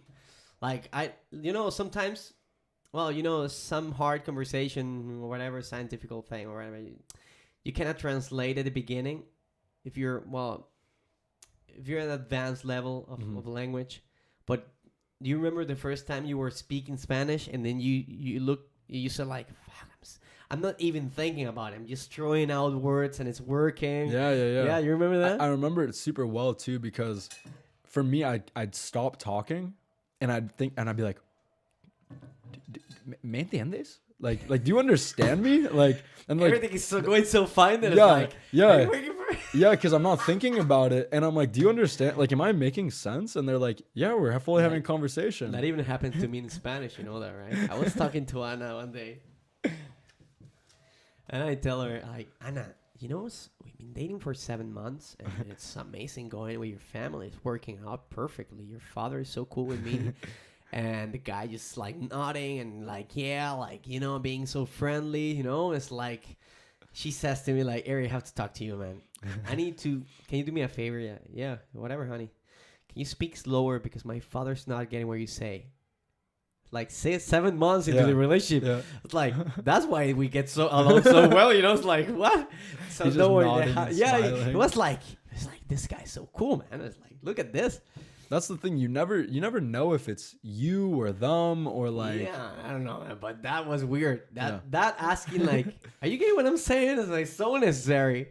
It's so necessary for your self development because otherwise you're just you're killing it. It's like everyone's getting this, you're killing it. Well, and luckily now, like I have a Spanish tutor who I meet with Private. Yeah, private. Nice. We meet about twice a week usually. Cool. And he Where's teaches. He from? He's from Madrid. Nice. Yeah, he teaches me a lot of grammar and conversational skills. But the thing is, I always want to be learning. Yeah. Like I don't want to become stagnant. Yeah. You won't. If you're doing what you're doing, you won't. Exactly. So, thank you. And that's kind of my thought process. So keep learning and keep growing and not become like not level. Yeah, of course. Well, that's as far as you're here and you start watching things in Spanish and doing. Well, I wouldn't call myself a native in English, even though I would, for real. But just because there's some words I don't remember in Spanish, for real. Sometimes I'm talking to Anna, it's like, how in the fuck you say this in English? Yeah. In Spanish. Yeah, it's an English word, but it's just because every information I got in the last 18 years is in English. I mean, like main information, like studies, like music, like scientific information, like social information, like everything. Every podcast I watch, I only watch one podcast in Spanish, and it's about true crime. Oh, you didn't give me that podcast. But I have a true crime in English as well. So everything I listen, man. Sometimes I'm just here, I'm just nagging at the world, and it's in English. And for me, it's so natural, for real. And then I'm just talking to Anna. The dog is trained in English, and everything is in English. And because even though that I developed many skills through my life, the best skill I've had in my repertoire is English. Yeah. Wherever It's you go, important. man, if you didn't speak English and there's no middle point between you and that person, Yeah. it's clusterfuck. It's No, gonna I'm go grateful. the wrong way. So English is like, you're Indian. Don't worry, speak English. You're Yeah. from Pakistan. Don't worry, speak English. Or For you're sure. from Russia. You speak English. Speak English. Don't worry, it's all good. We're gonna figure it out. Yeah, one point that I want to say, which is funny, is I've been reading a lot. I've been trying to get more into reading, and I was reading something in English, and I started pronouncing words like Spanish pronunciation. Because That's cool. I'd been reading so much in Spanish, You immerse. so it's Yeah. it's funny. But maybe to segue into the Camino is Ooh. on the Well, yeah, we have 1 hour and 22 minutes already, so yeah, it would be nice to get into the Camino chapter. on the Camino. I really gained a whole new appreciation for being a native Yeah. English speaker. Yeah. Because so many people I connected the most in Yeah. English. And when I got back, I saw one of my old roommates, Bea, and Bea was like, "What happened to your Spanish?" Like, Yeah, it's English. yeah, she's like, I yeah. was telling her like I literally was only speaking English. But Like, does it happen to you? Well, you're not as well. You haven't been speaking Spanish as much as I've been speaking English, but for sure. I speak English every day. I get English information every day. But there's some days I don't want to speak No, a word of it. Yeah. Happened to me in the Camino sometimes. Like, All these I just don't damn want to talk. English speakers. Not even English. I just want to speak at all. Yeah. You of know, course. just I'm sick of it. My mind is like scrambled between languages, between terms, between expressions. Erik, well, you're gonna listen to it when you listen to the podcast. Erik in English, it's just a different tone of voice, a different like a total different persona. Yeah. Total different person. Yeah. personality. And there's some days it's just like fucking now. Yeah. It's like fucking now. It's like now. And some days I just wanna shit the world in English, like fucking no. I'm talking about that. No, I agree. Yeah. I think I'll say this, and then maybe you want to say it just a little like brief about what the Camino is, for people who may not know, or I can. Well, that's what I want to get. You want to jump straight to the Camino? Well, because I'm thinking I want to say something about what you just said. Like, yeah, I think we should. Yeah. Okay. Well, just before closing out your Okay. life and everything Yeah. personal, well, I'm gonna ask these things in the end because the Camino, you cannot separate the Camino and Spain, though. Yeah. But is there anything you want to point out in your life before the Camino, which is 1 month plus you walking around, right? Yeah. Can explain a little bit briefly what the Camino is and what is so important to me, Yeah. and why is he here besides jiu-jitsu? This is my first jiu-jitsu partner that is not coming here because of jiu-jitsu for sure, 100%. But is there anything you wanna say about it? You know, you come into a new place from a different perspective. It's something people just, because Camino is something else, right? It's a pilgrimage, so Of it's course. another different experience. But Yeah. putting that aside and talking about your experience being a immigrant, you know what? Yeah, an immigrant. You've been working here, been living here, you have friends here, Yeah. you've been having hookups here and friends here and learning bachata and speak Spanish and listen to Spanish. Is there any takeout you want to tell people about, and any reflection, reflects? Sure. I mean, one thing that's really real for me that I was telling you a little bit about before the podcast is whenever I've had these, let's call them negative emotions, whenever I've had days where I'm not feeling You're good. down. Yeah, I'm down. You're blue. For whatever reason, not numbing it, like not distracting myself with something, like actually being able to confront what it is, look at it, Yeah. ask myself, like, why am I not feeling good today? Why am I off? Yeah. Yeah, why am I off? What maybe should I be doing that will put me on that positive direction?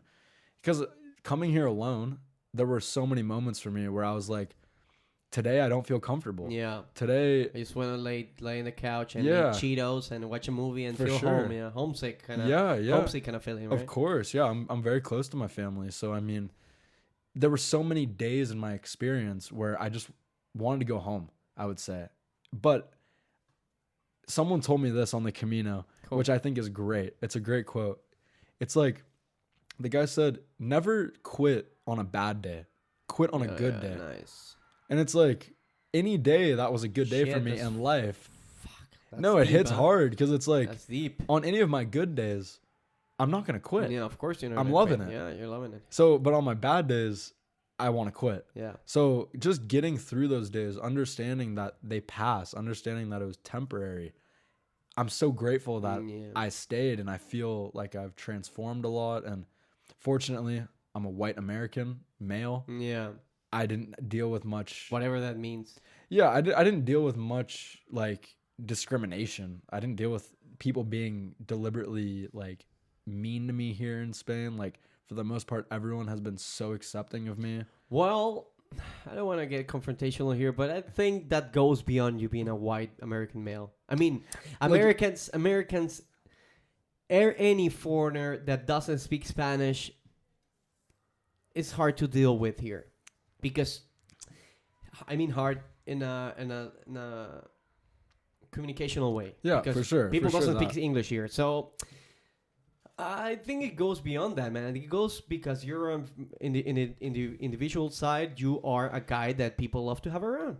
Thank you. I think for real, I think has nothing to do. I don't want to deconstruct yourself. I mean, yes. No, I get what you're saying. I mean, like, if you could be a black Alabama guy, and if you worked your ass off as you did, you speak English as good as Spanish as good as you do now because you worked your ass off, and then you surround yourself with people that is cool for you, and you feel good about yourself, and you worked on yourself, and you make some introspection, and you do the job. People's gonna love you any fucking ways. Thank you. Yeah, I agree. We're gonna make some racist jokes, but I make jokes about you being American anyway, so Yeah. fuck it. I I think just called you a dope 13-year-old high school guy from, it's, I don't. That's what I think. That's what I think happens here. That it's something we that's a chalk here. The chalk is. I'm not saying they're not racist people. There's not people that think about race and stuff.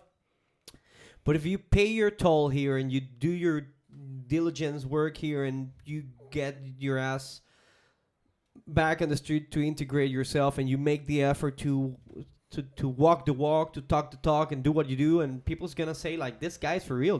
This guy's legit. I completely agree with you. People is gonna love you. And in jiu-jitsu, well, jiu-jitsu is not the place for it. It's full of Latin American, Peruvians, Venezuelans, Colombians, That's American. been great. And if someone is a foreigner, it's like, well, it kind of sucks because the English level is low here. So, well, it's a few people like in the gym. It's like A lot of people do not speak English. me talking to you all the time, but just because I enjoy the You're conversation. really with the foreigners. only one I talk to. You're the only non-American. non-American that I speak English to in the gym. Yeah, Like everyone else. it's Spanish. Well, because you have the level, but because you put the work. Thank you. I just guess it's that easy. There's some things that you might say, well, my family has money and it was easier for me to move along and living at Vaca and whatever. But I think that race and color and status has nothing to do with it. Has nothing to do with the way you work yourself to got in the community. Thank you. You are Thank you. just an amazing guy, Thank you. and you have to deal with it, man. Thanks. You're a appreciate great that. guy. Yeah, I love you, man. Thank you. That's definitely a story I have for myself that's been validated from hearing other people's experiences. It's the only way to do it. So, but thank you. I have put in cool. so much work to try to be accepted. Even though it sucks that we don't speak Spanish at all. Yeah, though it we don't sucks. speak Spanish. But it's Never. fine because I have plenty of other friends that we do cool, speak cool. Spanish. Well, that's something I always tell people that are looking forward to practice Spanish. Like, fuck you, I need to practice my English. You're in Spain. You're gonna practice plenty Spanish. Yeah, I do. So when I think it's like my introduction to foreigners. like you want to speak Spanish? Well, I'm not the guy. Yeah. I'm not the guy for that. I just want to speak English. That's true to some extent. Yeah, it is. So But there is one thing I want to add to that. I heard a quote when I was learning Spanish that just made me want to learn Spanish so much more. And it's, when you speak to a man in a language he understands, it goes to his head. yeah, When you speak to a man in his native language, it goes, it goes to to his the heart. heart straight. And I noticed that living here, like when I was really trying at any point in my life, especially living here, to speak the language, people were just like, okay, this, like you said, this guy's legit. So that was very nice. That's what happened to me in Germany. I mean, like, we're going a little bit off conversation, but we're going to get back there. Yeah. It's like the Camino. You take detours, but you go back to the main road.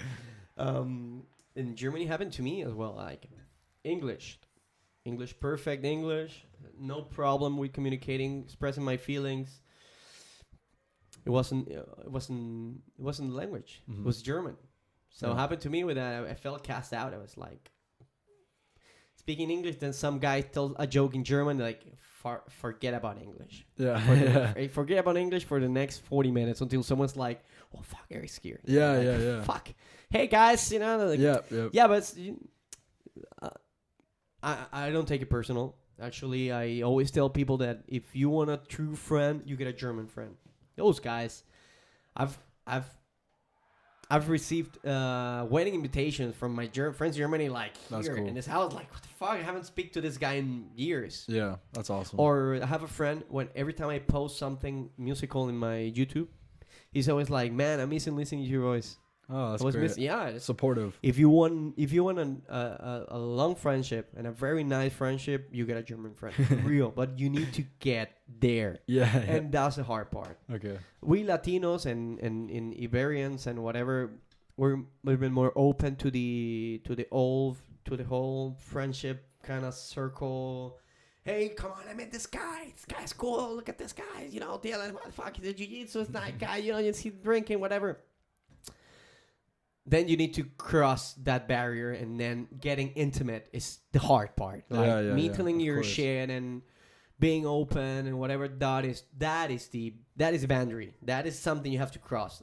With Germans, it's the other way around. I mean, it's like once they know you're your friend, they count on you, and that's something. That's why, well, the hat thing meant so much for me, because I don't believe in friendships that doesn't trade favors, you know, doesn't support and lean on each other. Otherwise, because there's what is about a friendship that's not about that. I mean, friendships are leaning on each other and counting on you and asking you favors and owing you on and calling. I think that's investment, you know. That's a long-term investment. It's not the, hey, let's go get some drinks, or, well, the thing with jiu-jitsu is like we're rubbing our balls in our faces all the time, so it makes it easier as well. It's like, hey, guy, this is not, hey, how you, I just felt my balls in my face, man. How you do that? You fucking fold me like a paper. You learn a lot about yourself. You do, man. Anatomically, yes, you do. But I don't know, there's something in when it comes to friendship and hard times, and we're gonna get to the Camino there. I wanna make Anna's about to arrive at any point, so we're just gonna keep talking until she get here. We're gonna make a little cut. Maybe you wanna go to Swerdlow, and we'll keep it. It's gonna be fast. Cool. People is not gonna even notice because it's gonna be like poof, awesome, in and out. Yeah. So master editor. Yeah, YouTube college, man. You should charge for this. It's gonna be cheaper than a college. You're gonna learn more. So, Camino is a pilgrimage, a very old pilgrimage, Catholic pilgrimage that started because Santiago de Compostela, I don't know how to call it, San Juan is Saint Jacob. It's Jacob's Weg in German. One of the apostles from Jesus. They went to every corner of the world, known world. America wasn't there. The Americas. Yeah. So Santiago de Compostela came to Galicia. There was a part, and he died there, and allegedly that's where he's resting now. So the Camino is every place you start walking to get to Santiago, to Santiago's grave, to Santiago's tomb. I don't know if you went to the church, you went to the cathedral? I didn't go in the cathedral, but I went to it. Well, you gotta get it. That's where it ends, you know. So, are you an atheist, or you just Gnostic, or you non? I would say agnostic. I mean, I didn't grow up religious, but I believe there's some higher power out there. Something. I'm sure you. Yeah, there's something, and I actually had what I would consider some religious experiences on the Camino. Nice. That were the first times in my life that I would say I've had something like a religious experience. Yeah. But No, I didn't grow up. I didn't do Okay, it for cool. religious reasons. I didn't Cool, grow cool. up religious, but So when you Yeah. when you went to the to the Camino's office, you didn't put religious reasons. No. You put to like walking my shit out of myself, I right? don't even. Yeah, I don't even. Yeah, yeah, I mean, yeah. I did it in France. I couldn't even understand the guy who just like Yeah. handed me my Okay, okay, my okay. thing. It was a French guy. Yeah, they were all Weird. French. Weird. Yeah. No, I mean when you got to Santiago, you went to the pilgrim's Oh. office. Oh, gotcha. No. They Sorry, ask I you, hey, misunderstood. Yeah. You said when they give you a passport. I know what you're talking Yeah, about now. yeah. When I get to the Yeah, end, okay, the certificate. Okay. No, he just asked like, Yeah. it's like, oh, you walked really far. I'm like, yeah, pretty far. Pretty fun. Yeah. Thank you for noticing. He's like, how long were you gone? I'm like, a while. He's like, yeah. No numbers here, just walk, just steps. So the Camino is basically that. It was very, very important in the Middle Age. It started in Started around 800. no Like later. AD. The first one is in the century, 11th century Okay. around, which is the Primitivos. That's why it's called okay. Primitivo. Was the first registered one. Mm-hmm. They've been doing it all, of course, but the first Camino I get what you're registered saying. as Yeah. a Camino. Mm-hmm. And you did the French one, which started in Saint Jean Pied de Port, something like yeah. that. It's It, better. it starts in France. Yeah. I've been there by car. You just passed by there. Oh, cool. Yeah, you can see all the weird people walking around. It's one of, I think it's like the second longest Camino in Spain. Mm-hmm.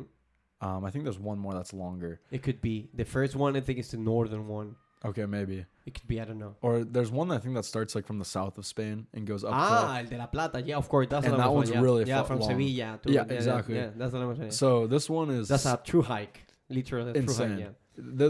The French one is 779 kilometers. This I is think 900 almost. Yeah. it's I think that's like around 484 miles. Yeah. So from Well, start to finish. you gotta convert. Yeah. I Yeah. don't know. I use For- kilometer. Thank you. For any Fahrenheit, of, Celsius. my friends who are gonna listen if they listen. Yeah, of to course. it. Thank you. Thank you. Well, don't count too small. I don't want to hear inches, please. No, we won't get there. So, yeah, basically. Hey, so wife is here. Okay, Ana, pasa. We're gonna cut here now, and we're gonna keep doing it after she comes by and destroys everything. Love you guys. See you in 2 minutes. Bueno. Yeah, we're back in business. It was like a nice 10-minute stop, just to get ourselves back on our feet. Yep. Literally, because we're going to talk about the Camino and figuratively as well. So, Camino, then, yeah, pilgrimage and stuff. There are some things I want to ask you about. Even though I know them, Okay. because we talked when you brought me the hat, you told me like, Eric, I'm going back home and I wanna do the Camino. Yeah. Why? Why? Where you got the idea from? So when I came to Spain, I didn't know about the Camino, and through my university, we were able to have a counselor, someone to like help us with culture shock, to Culture shock. Nice. Like Yeah. Culture shock, literally. yeah. So I mean, to help with just someone to be there for us to talk to going through these changes. And since I knew I was coming back to Spain for another year, I wanted to continue with this person. And somewhere around our time together, me and my counselor, he said, I know you well enough now, Dylan. Like, have you ever thought about doing the Camino de Santiago? It's like, what? I was like, what is it? My counselor, he had done it when he was around my age. And to my knowledge, he did the French route. Mm-hmm. And he did it alone. He went alone. And he basically said, before you leave Spain, you need to do this. You have to do it. Yeah, you have to, yeah. And so that was the first time I'd heard about it. And ever since then, I knew I was going to do it at some point. Cool. So that was my first introduction. Yeah. Cool. Yeah. Cool. I told you I'm not gonna say it again. Just one thing, I just wanna emphasize something here. Ana and I met in the Camino de Santiago, so we'll get married in 5 weeks in Santiago de Compostela as well. Congrats. So yeah, thank you, man. So it means the world to us. I mean, like, there isn't before and after in our personal history. Even though if we wouldn't be together still, I think Erik before the Camino and after the Camino is like two different person. Two different guys, to different mindsets and everything. You asked me if I was very into hiking and nature stuff. I always felt like a call to do it, and I was very into sports in a way. But nature sports are something else, and the Camino is just like, it's not like the peak, like, because there's some other stuff that are more rough to it, but it doesn't. It's not a weekend hike, you know. It's like you're gonna break. Well, you might break yourself. It depends. That's a good thing about the Camino. You can take it as far as you want, literally in distance, or personally and the mindset sake as well. You can stop in each 10 kilometers for 2 months. If you have the money, you can do it. You can have a nice time, or you can just kill yourself like I did. Like every time I do a hike. Not because I want to feel, but instead of fulfill, I want to feel full of myself. It's just that there's something in breaking yourself and grinding and just getting to another level of you that is necessary for me to transcend my older version. Yeah, that makes sense. And then the Camino is like the place to do it, because there's no excuse. I mean, there's a quote they told me in the Camino, and I remember when he told me that, I cried like a baby, man. I cried in the Camino every time. It's amazing. By nothing, just reflection of yourself. You see a reflection of yourself, a butterfly. You're so into the process of whatever is happening. I don't know how to call it. Yeah. He said, like, because I just wanted to walk, man. But I didn't want to walk in order to get to Santiago. I just wanted to walk. Because many things were happening that I needed to keep walking. Wow. Galicia in summer has a very nice thing. Long fucking sunny days. I mean, the light. Yeah. Sunlight is from 6 to 10. Wow.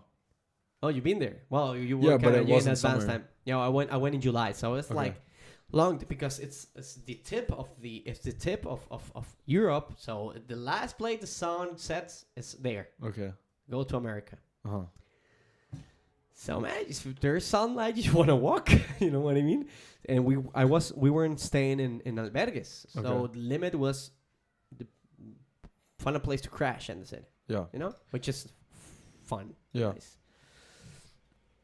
So yeah. But well, this one I don't want to carry on. Yeah. So yeah. So I talked to my friend and told him, hey, this guy's coming. He just did the Camino, and he's tough. I mean, it's tough to ask him things that you already know, because there's some you and I know, man. You know, we don't need to talk about it. We know. Okay, but I'm just gonna make a walkthrough, right? Very nice. So once you come back from US, I'm going to do the Camino. You had your counselor in your minds, and I'm going to do the Camino, and I'm going to close this chapter with fucking gold stamp here, gold medal. It went closure. It went from me fully thinking that I was going to come back to Spain for another year and just keep being like a receptionist, doing whatever, to literally like 2 days before coming back to Spain. Okay, you changed your mind then. Okay, cool. This was like Tell a last minute, like, just talking to family, friends. It was like, what do I actually want right now? And what do I feel fulfilled with my time in Spain? Will I feel okay if I go home? What's out there for me? Kind of what are the next steps? Yeah. And it just so happened that this was... Well, you felt any kind of pressure, or in a way? I mean, yeah, maybe a little bit of pressure, of kind of like to start a career. Yeah. And just, I've been here for 2 years now. Like, the job I was working as a receptionist, I definitely was not doing it for the money. Yeah. I was barely getting paid. So it just seemed right. Like, it seemed like, oh, this is the perfect time to do the Camino. Have this be like a kind of a goodbye. Yeah, closure. Yeah. Give closure the best way possible. Just see a lot of Spain. Yeah. Like, I saw so much of Spain that I hadn't seen before. So you, more than many people that been here living, man. Once you do the Camino in another country, it's like, fuck. This country is underrated. Yeah. It is underrated. Sure. It is. So different. Yeah. So many different landscapes. But, so it was a very last minute decision, to be honest. Okay. And, yeah. So you got here. I picked you up in the airport. Yeah. It was like, I have your hat. Fuck the hat, man. Give me a hug. I see you, man. Good. And what? Give me a walkthrough. Talk me through it. So I was actually going to wait about a week and a half, 2 weeks after arriving to Madrid to start the Camino. Yeah, that's what you told me. Yeah, I mean, I really wanted to see like one of my roommates, Yeah. one of my past roommates, and it just was, it was my friend Jorge, our friend Jorge. We trained jiu-jitsu with him. Te quiero, Jorge. Yeah, I love Jorge. We all do, man. That guy is an angel. He's a light person. being. Yeah. And he had just done the last 5 days of the Camino. Sarria Santiago. To Santiago. And so he was telling me about it. Yeah. And he's on the couch. He's crying. He's like, it was so amazing. It was so beautiful. I'm seeing this and I'm like, I can't wait another week. Like, I need to get there. Yeah. Like, this is what he's feeling after 5 days. Right to you. Hey, you wanted me to talk about the Camino, man? I'm on my way. To yeah. Like, you're like, I thought you were. Yeah. At least I gave you the tip for the backpack, man, and some other tips we were talking about. No, you saved me. I mean, I was about to take a backpack that would have killed me. So. I told you, man. You need things. I learned the hard. Yeah. I love to learn the hard way because it sticks in your mind. It's like, I'm gonna fucking do this again. Yeah. But there's I always like to ease others people's pain in advance. In advance, like nice backpack, nice sleeping set, whatever it is, and a nice pair of shoes. That's all you need, man, for rocking. The rest, El Camino te lo da. Do you know the Camino give it to you? It provides, and that's the way it is. But if you don't have a nice setup, which is shoes, backpack, and sleeping set, you are gonna have a bad time. Yeah, I had 2 of those 3. I didn't have a sleeping set, so I didn't bring anything for sleeping. I told you. So I know. I hate telling this. I tell you so. Yeah, I didn't take you up on that advice. I don't know why. I don't know what I was thinking, actually. I wasn't You thinking. were hype and you just wanted to go there. I can't blame you at all. I just wanted to get there. And so, yeah, I took a blah car, which for people who don't know, blah car is like kind of like an organized hitchhiking in a way. Yeah, that's how I like to see it. It's like couch surfing for cars. Yeah, so I do it a lot. I mean, I take a lot of people, because we travel a lot and it always save you some kind of money. You're basically paying for gas. You're basically splitting gas with someone. We're splitting gas, and it's very organized. And hitchhiking has gotten very bad publicity in the last 20 years, for but sure. it's a French corporation, or enterprise that just makes everything as clear as possible. There might be some bad experience. I had some non-good experience because bad could be very bad. No, we're just like, this guy's a cunt. I just want to drop the guy out. That's it. And when you are traveling my first Camino was BlaBlaCar. Oh, cool. I remember. Yeah, that's why I said like high five, man. That's so I did BlaBlaCar from Madrid to 6 hours. Pamplona. Which was 4 hours and a half to Pamplona. And then from Pamplona to St. John. In BlaBlaCar. In BlaBlaCar. All in BlaBlaCar. Nice. And it was great. I mean, it worked out super well. And and I, like you said, I thought I had this idea, and literally every day my plan changed. Yeah. To like just... You stop planning. I just wanted to get there. You just do it. Yeah. You just do it with what you can do for the day, how your body's feeling. Well, it's kind of... In the morning, everything hurts. Yeah. Every morning, everything hurts. But afterwards, you just can't keep moving. Yeah. It's midday. I mean, talking on that respect, like, I just... Like kind of how you said you were... I grew up in Los Angeles. I grew up I lived in Madrid. I never have lived in an environment that was like hiking. Yeah. So it wasn't Montana, No, it wasn't like this walking long distances all the time. So the first 2 to 3 weeks, I was in bad shape. Like, I just did not know what I was doing. I was going to ask you for preparation, but you're just going to skip that. Yeah. I'm just going to skip that question right away. Preparation, none. On the way. On the Camino, preparation was happening. It really was like that. I mean, I showed up, and the first 2 nights... So albergues are like hostels, more or less, for pilgrims. For pilgrims, yeah. And I got to the first albergue in France, in St. John, and they don't have blankets. They have how much it was? All of them were around like anywhere from 10 to 15 euros. Nice. Yes. Yeah, and then there were donativos, which are the ones that but you always give at least you give 8 a or donation. 10. Yeah.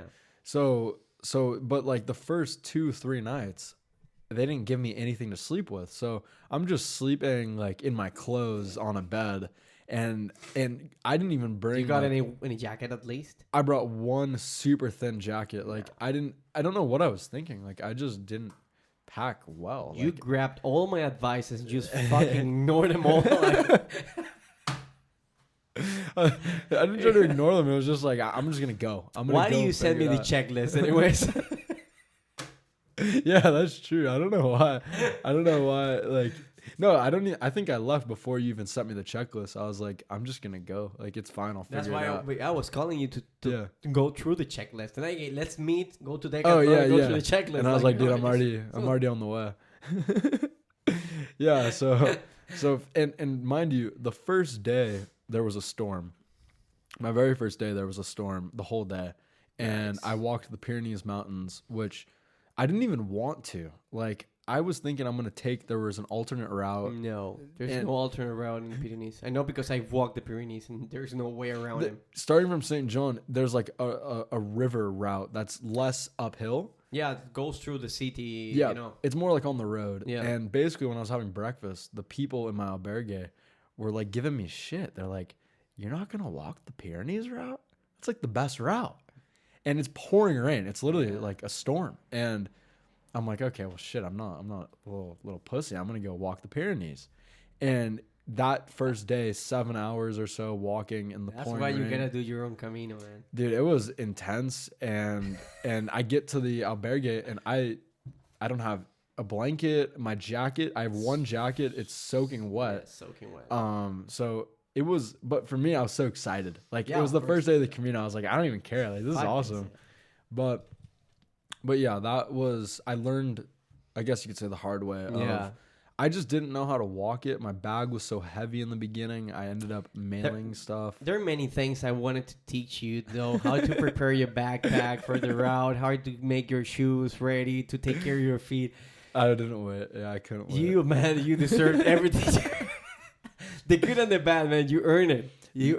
Yeah, the first couple of weeks, my left knee was all messed up, and it was like locking out. It was getting really stiff, and it took me until like the second or third week for this Italian guy to come up to me and be like, you brought poles?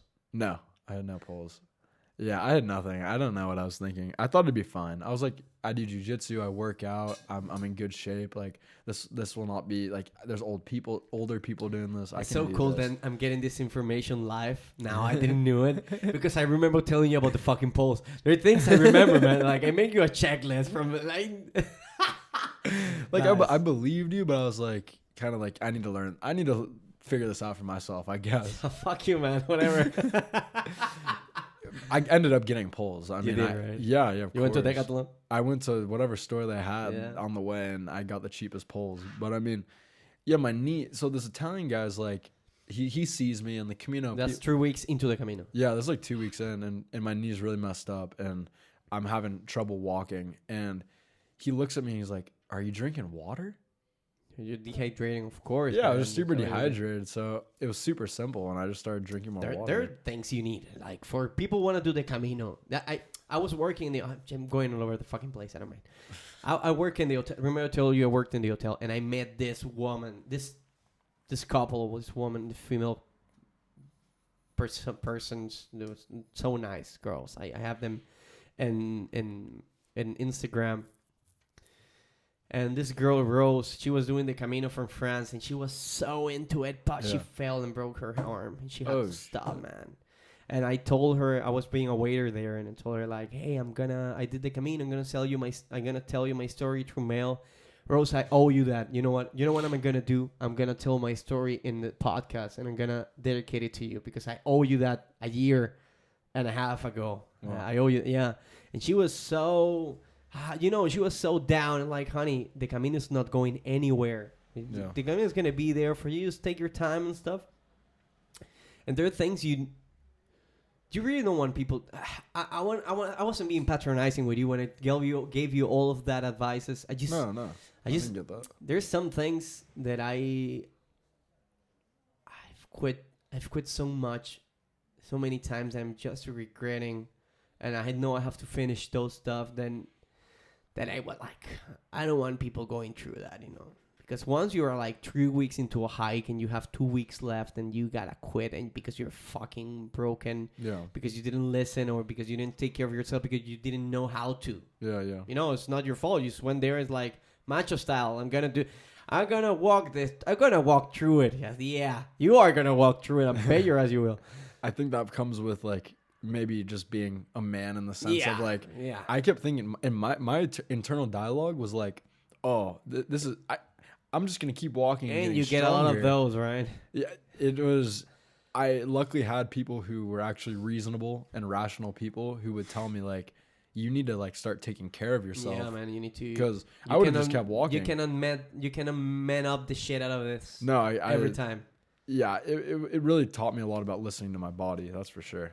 Well, that's another thing I want to ask you. Well, given what I said, that's why I was so like, hey, let me help you with this, because I stopped doing caminos and I started doing high routes, like peak hiking and 2,000 meters above for weeks and stuff. And there is stuff you don't need, like having a shower.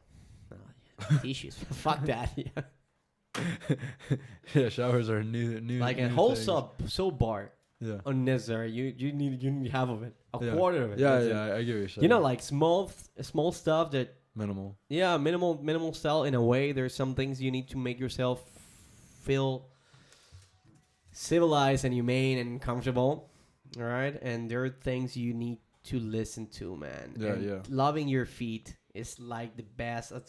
Max, if you listen to this podcast, well, because in English you can't. You should listen to this. He's one of the most meaningful persons in my life. I haven't seen him in a year. Mm-hmm. He's not going to be able to come to the wedding, but he taught me about mountaineering and stuff more than anyone has. Yeah. And he told me that, man, if you love your feet, because he was stopping every time for loving his feet. Like, man, you're going to get your feet pregnant, And he told me, like, Erik, you gotta love your feet, you gotta love your back. I remember I got a blister. Yeah. It wasn't my pinky toe. But it wasn't in the left one. Okay. It was as big as a toe. Oh, jeez. It was swollen. It was like, fuck, I gotta take care of my feet, huh? After that, then every water I saw, it was like, I'm gonna love you. I'm gonna stop here and give you some caress, That was advice I took from you. Yeah, it was nice. I was very mindful of my feet, putting Vaseline on them, and I didn't get a blister. The Vaseline thing was so useful. Yeah, Jorge really told me about that too. Thank you, Jorge. The Vaseline thing is so useful, so cheap, and so necessary. It's just Vaseline around your feet before putting the sock and walk. And every 2-3 hours, you stop. Even some air, you're gonna be swollen. You're gonna lose your laces a little bit. I had good shoes, thankfully. I had like trail running shoes. That helped. Yeah, you told me. Some Hoka, no? Yeah, they're Hokas, like the Speed Goat 6s. They're broken or something. now, right? Yeah, they're pretty nasty, honestly. I mean, I'm still wearing them, but like they're just from the memories, I guess. Nice. At this point. And what about the people there? What first impressions? Like you get there and you start seeing people from everywhere. Yeah. Pilgrims are all range from the cleanest to the dirtiest one. It's like you have a full plethora of people around walking. Yeah. I mean, it was all different nationalities. Yeah. It was very unique at first. This is the thing too. For me, in the very beginning, I was extremely extroverted. Like I went alone. I wanted to just meet people and understand where they were from, their stories. And as the pilgrimage went on, it started becoming more of like a introspective experience. My social battery was getting a little drained. Yeah. I was constantly around people. So in the beginning, I mean, anyone who spoke English or Spanish, I was like, trying to talk to them. Yeah, you're like a golden retriever. No, literally, I was so social. I just wanted to meet everyone, and I'd heard that you want to share his experiences. It's normal. The energy is so profound there. It's so in the air is like we're connected by something greater than us. You feel so small and so great at the same time. It's so nice. I agree. Yeah. How long does that lasted? How long did that last? Yeah, the golden retriever phase for you. That lasted like about halfway. Like the last like 2 weeks or so, I just really wanted to be alone most of the time. And we talked. Yeah, which is kind of halfway. Exactly. Yeah, like around Leon. Thank you. Around the Leon period was like, after that, I just really wanted to be on my own. I was listening to a lot of podcasts. Yeah. Like, I wanted to be with myself. Yeah. And I like that. Let's go a little bit backwards then. Yeah. The first days, physically, mentally, how do you feel about him? Like, let's say, well, it was 40 days plus you did it, right? Yeah, it was around 40. Until Finisterre. Give me the first 15 days. I wasn't any take on yeah, any first 15 advice days were socially were amazing. I was taking selfies with every person that I had connected with. So I would like write their name down, where they're from on my phone. I did the same thing, man. Yeah. It was great. We're extroverts. That's it. Yeah, it just was like you said, the energy was amazing. I would have like very small conversations with someone, but they were so profound. Mm-hmm. But my body was not well. Yeah. Like after the first 2 days, it was a lot of uphill and downhill.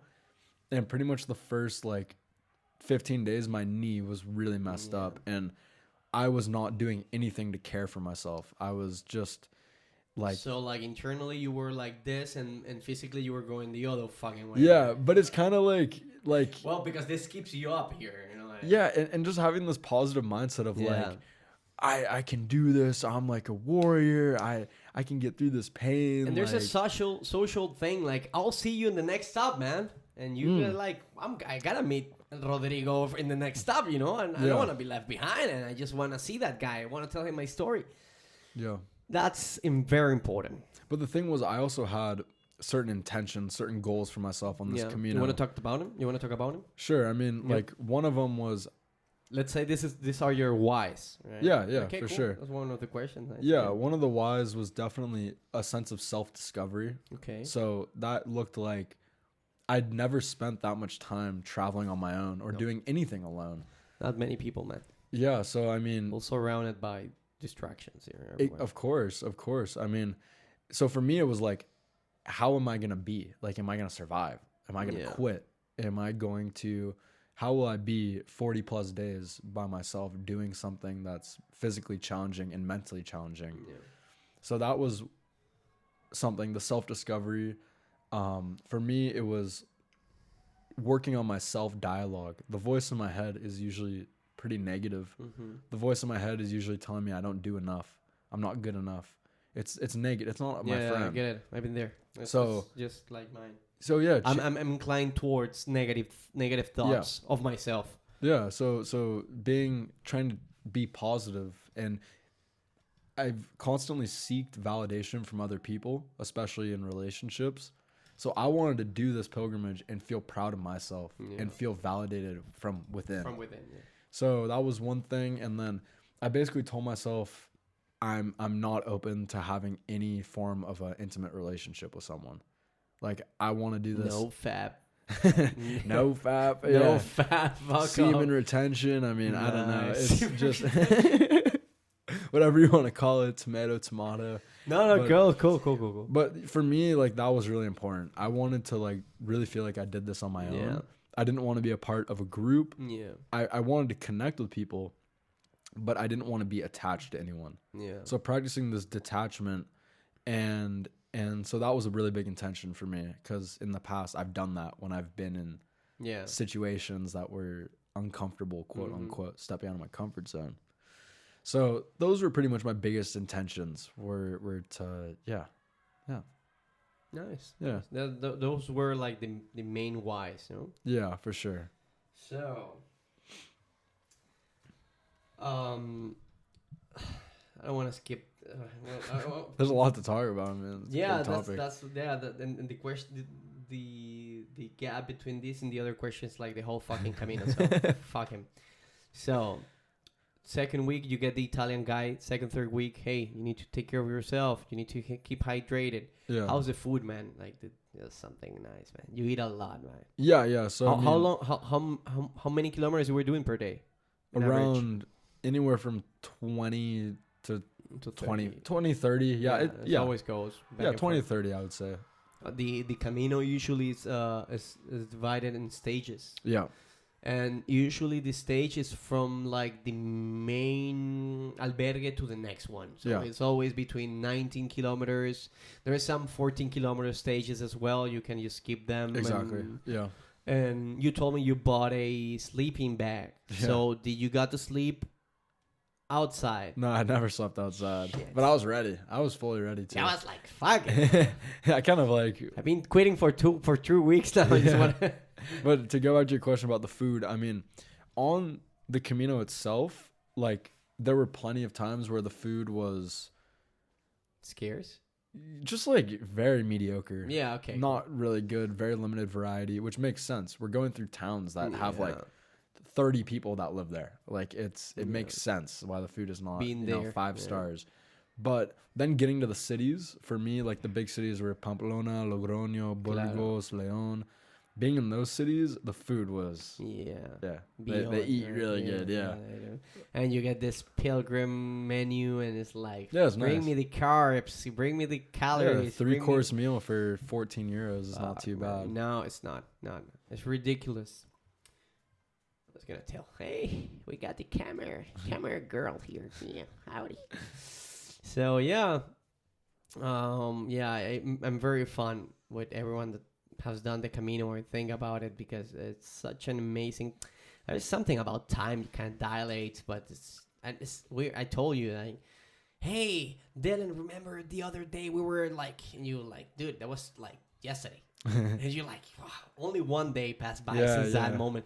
Life, every day is like a lifetime. You get to cry, you get to laugh, you get to get mad, you get to get jealous, you get to fight, you get to shut the fuck up and just keep walking. I told you I was doing that. I was doing like this silence vows for the first stages of the Camino. I mean, from stage to stage, I used to just be silent. Yeah. But the thing is, I started walking at 6 a.m. So at 2 p.m. I was already there. I had all day ahead of me. So it was nice though. A lot of cries. Yeah, Crying out. It was emotional at times. I think one thing that's nice about the Camino is we're so stimulated all the time.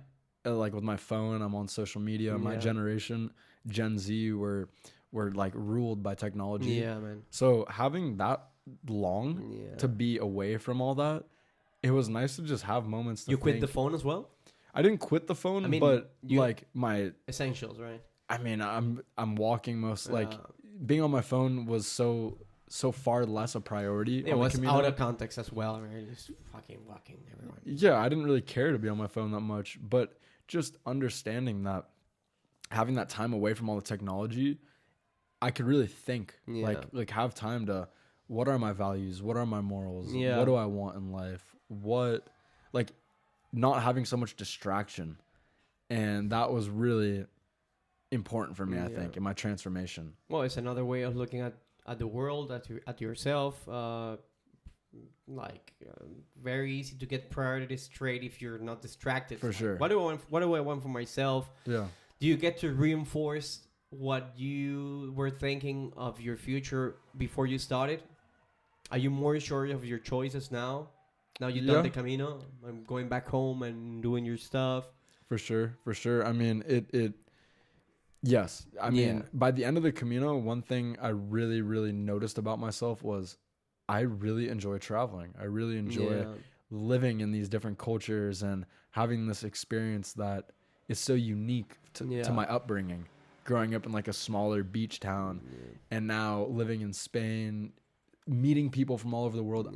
I met a lot of people I met a guy from New Zealand at the very end. Those are the worst, man. Those guys travel. They need to travel a lot to get the fuck out of the island. No, yeah, so he told me he'd been backpacking the world for the last year and a half. Nice. And I'm just like, he was telling me about his experiences and it gave me this feeling in my stomach of like, that excites me. Like that is really, really cool. Yeah, cool. So yeah, cool. But that means that you're going back home. You're gonna start your family business, and you're gonna keep doing that until you get another call or what? No, not exactly. I've been thinking about what I'm gonna do, and it's not guaranteed yet. But I think I'm gonna continue traveling Cool. and spend some time home. But Cool. go That's at headquarters. Then you're gonna go Y- back and forth. Yeah. yeah. Hermosa Beach is like the home base. No. But and all my family, most of my family's Yeah. in California, so go home for a little bit, maybe around till New Year's, Mhm. and then go and travel around Latin America Cool. and figure Cool. it out. But Oh, cool. keep up Cool. with the Spanish. Let's you better, man. Well, let's go back to the Camino. So, big towns, nice food, a lot of introspection, crying, figuring out who you are, making. The good thing about trying to figure out who you are is that you get to throw away some ideas and you get to reinforce some things. Like, okay. You know, like Yeah, I can understand. like embracing your weak spots is Yeah. also very important because you are a human being with weaknesses and you just need to learn how does it work for you to face those fears and For sure. like like I said, I'm a doer Mm-hmm. because I'm very into I'm a dreamer, which the antidote to dream is do. Yeah. So I started to become a doer. So when you start doing the Camino 3 weeks into it, introspection, you're getting near to Santiago. How are you feeling? How are you feeling once you're getting after Leon? It's just like a blink, Yeah, I totally The agree. 2 last weeks are like fuck. I mean, in the beginning, I was super emotional thinking about when I would get to Santiago. Like going through the physical pain and thinking like, oh, when I get to Santiago, like I'll have fought to get there. Like it wasn't just a cakewalk. Yeah. And then by the end, after Leon, I felt fine walking. My body had Mhm. adapted. I was walking easily. Mm-hmm. And I just, it was like a totally different experience by that point. Cool. Like in the sense of it felt like I'd understood how to walk it now. Yeah. And I wanted to walk, and it wasn't as emotional for me. No. Like the idea of getting to Santiago was like, I wasn't thinking about that anymore. Yeah. I was more present, I would say. Like each day I was just like, I feel good. I'm here anyways. I'm not going anywhere. Yeah. Unless something really bad happens, but it's not coming through my mind. Cool. No, and there was no rush for me. I didn't No. have an end date. So for me, I was like, I'm going to enjoy this. And Yeah. I spent 3 nights in Leon. I love that city. Nice. So, the last few weeks were easy physically, and mentally it was like when I got, No, cool. when I got to Santiago, I didn't feel like I finished. That's what I wanted to ask you. Wasn't it? Yeah, and it's funny to say that because people had told me who had done the Camino before that I had met, they had told me, don't think that the coast is the end. Like, I guess some people think that like going to Finisterre Yeah. and Muchia are like the ends. Yeah. But for me, I didn't think of that as the end. But when I got to Santiago, I didn't really feel How much. do you feel? No?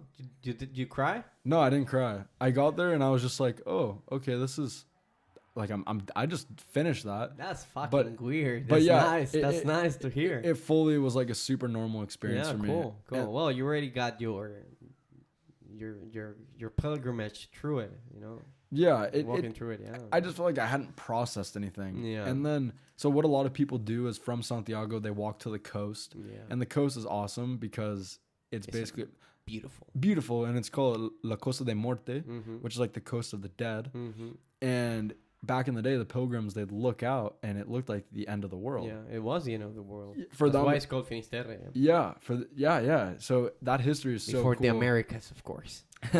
Yeah. And so when I was walking to Muchia, Because you did Muchia Finisterre, no? yeah. Okay. And when I got to Muchia, the moment I saw the water, I just started crying. Nice, man. Like that for me, like I grew up by the beach. Yeah, like I got it. seeing the water and knowing how far I had walked and knowing I didn't cheat any of it. Yeah. Like that, I You earned it. yeah, You like earned it didn't. The tears just came, and Nice. it was like wow. I just couldn't stop smiling. It was. Yeah. I wasn't even at Muchia yet. I was like, still, Yeah. I had just seen the water, and I was like, wow. Like, Yeah, because you go up and then you start going down Yeah. to Muchia or either Finisterre. yeah.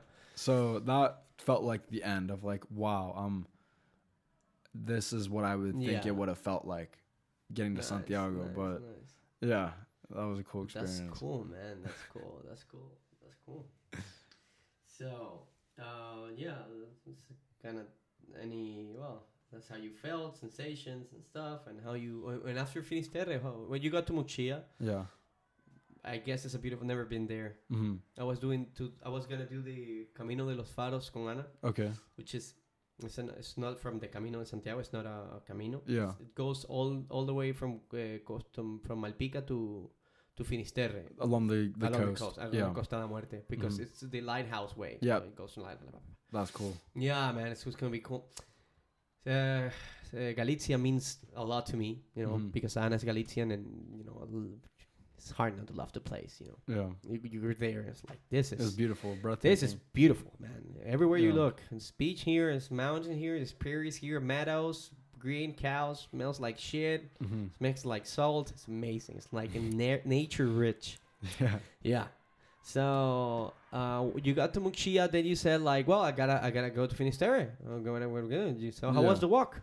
The walk was nice. I mean, it's funny. I was listening to just such a random amount of podcasts by that point in the Camino, and pretty much the whole walk to Finisterre, I was listening to a podcast about like this really infamous cult in the U.S. Like it was called the Jonestown Massacre. Oh, yeah, of course. That was, yeah.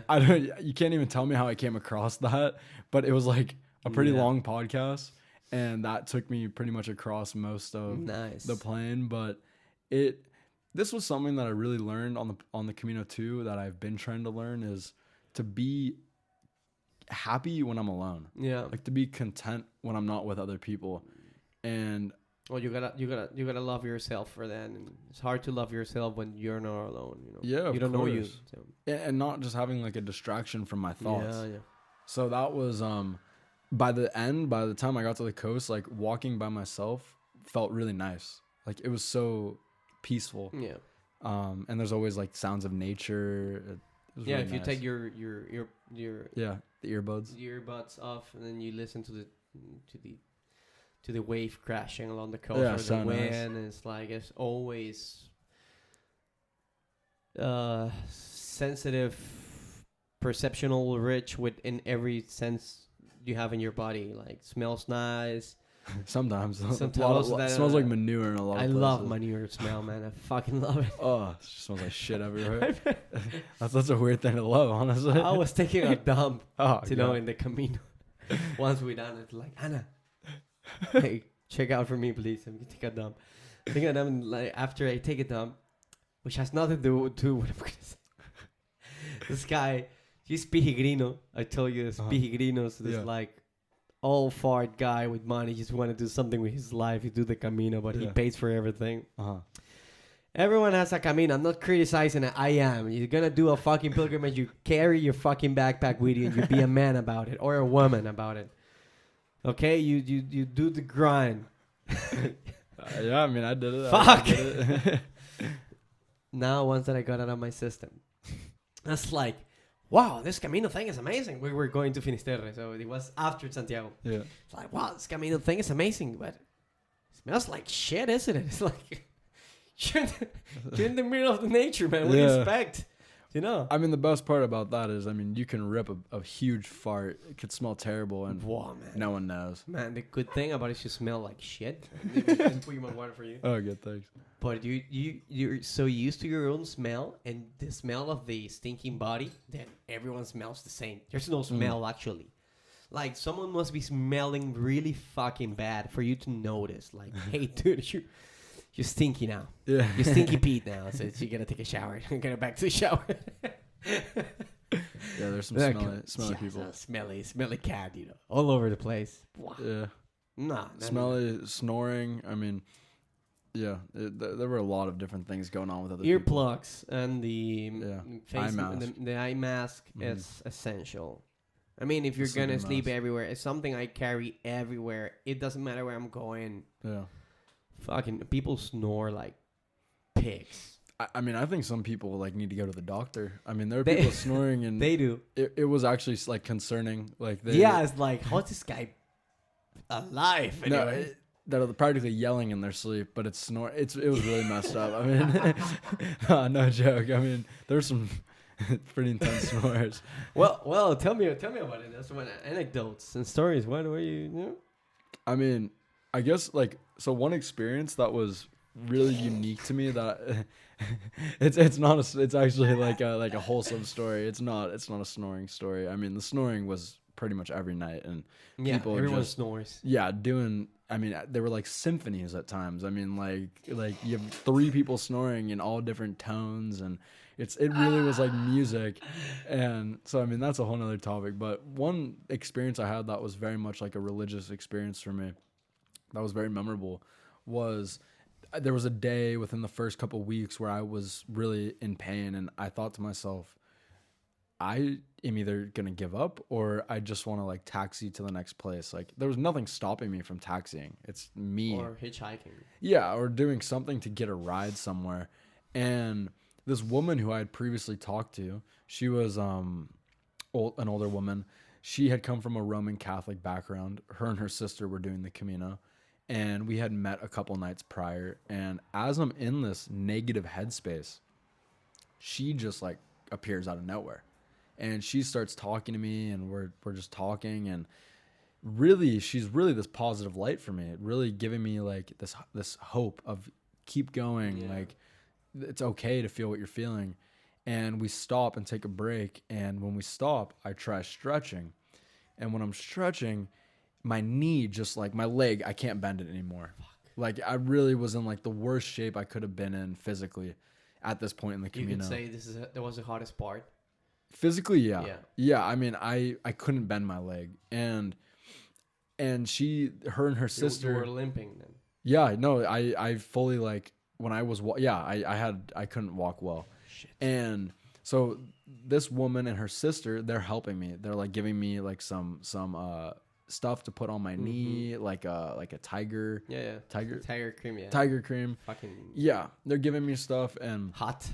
yeah, like burnt. Yeah. It burns. Yeah. So, but all of a sudden, one of the sisters, she finds this stick, and it's like perfect for walking, but like a natural. El camino te lo da. Yeah, it provides. provides, The Camino it is. provides, and so she brings it over to me, and I had seen the stick, but I didn't grab it, but I kind of had this like an attraction to it. It caught my eye. And the sister brings it to me, and she's very religious, Roman Catholic background, and she's telling me, this is your staff. This is the staff that Moses used to part the sea. Fuck. This is the staff that will get you to where you need to go. And intense, huh? Yeah, like for me at that point, it was like a cold day. Like everything about it was just eerie. Like everything about the whole experience. Everything sucked. Yeah, it was cold. I mean, everything about the experience at that point was just like, it was very heavy when she was speaking to me, and I felt it in my chest. And I get up and I start using the stick to walk, and the sister who gave me the stick, she starts talking to me, and she's saying things like, if you choose to be a servant to God, He will guide you. He will be there for you. Amen. He will give you faith. And for me, I never grew up religious, so this is all very new for me. Yeah, this is so like, what the fuck is going on here? Yeah. It was very much like, this is unique. And she's telling me like, just if I have a little bit of faith, I will be guided there by God. And she said, I need to move on, but you have this staff now. Hold on to it, and you'll be okay. Right after she leaves me, I just start bawling my eyes out. Of course, like, man. I'm crying so much, and in my head I'm thinking like, why me? Like why do I deserve this? Why are so many people coming to me? And in my head I started thinking that everyone who was asking me if I needed help, everyone who was providing and helping me, I was like, is that what God is? God like coming through these other people? Fuck. And it just was really like so emotional. And I keep walking and I'm not doing well. Pilgrims keep coming up to me. Do you need something? Like, here, do this. Like, this is what you should do. Like, just really helping me. And I'm just bawling my eyes out. I'm like, Yeah, man. You're like, fuck, this is not true, man. yeah, I'm like, why do I deserve this? Like, what about me is special for these people to be looking out for me? What have I done? I haven't done anything for them. Nice. Yeah, I kept walking, and I felt like those were all signs to keep going. Like, there was a reason I was on that Camino right then and there, and these were all signs to not quit. Yeah. And I got to where I had to go, and I recuperated, and I kept going with the Camino. But that moment was like super heavy, super impactful. Was another one you want to talk about, and the spiritual way that you say, well, this is worth repeating and telling the story about. Some testimony you want to tell about another one? You told me you had a couple, so. Yeah, I mean, that was the most memorable. In terms of other experiences, none are coming to my mind right now. That was just such a impactful one. That's overwhelming, though. That is overwhelming. Yeah, that was super. I mean, yeah, that was a very unique experience. It's what you call hard to compete. Then after that, it was fucking. Yeah, that experience was just it was all like the right things were happening at the right time. I always tell that. I was talking to I don't remember what. We were praying or something. I always say grace before I eat. I was born in a Roman Catholic. Well, I'm a Latino. So fuck it. Everyone's Catholic. Almost everyone. Or Protestant. Yeah. And there is something about the word you say, like, the speaking word, what you say, what it means, what echoes, and I don't know what it is out there. Yeah. And this person was telling, like, well, God, I want to see you, I want to know you. It was like, and within me was like, fuck, watch out what you wish for, you know, because man, once you start asking, then things just pour into your life. I had one of this experience, kind of like that, always. The Camino, when I was on the Camino, was the GR11, the other one. Me and my friend just kind of split up. He wanted to do things his own pace, and I wasn't that experienced. It was how mountaineering. I was fucking scared. It was raining, thunderstorms every day. Even I got a blizzard in July. A blizzard. Yeah. I was like, fuck. Yeah, that's scary. Woo, 50, 60 kilometers went below 4. Oof. And we kind of split, and I respected his wishes, and well, I can tell he's one of my best friends, and I love him.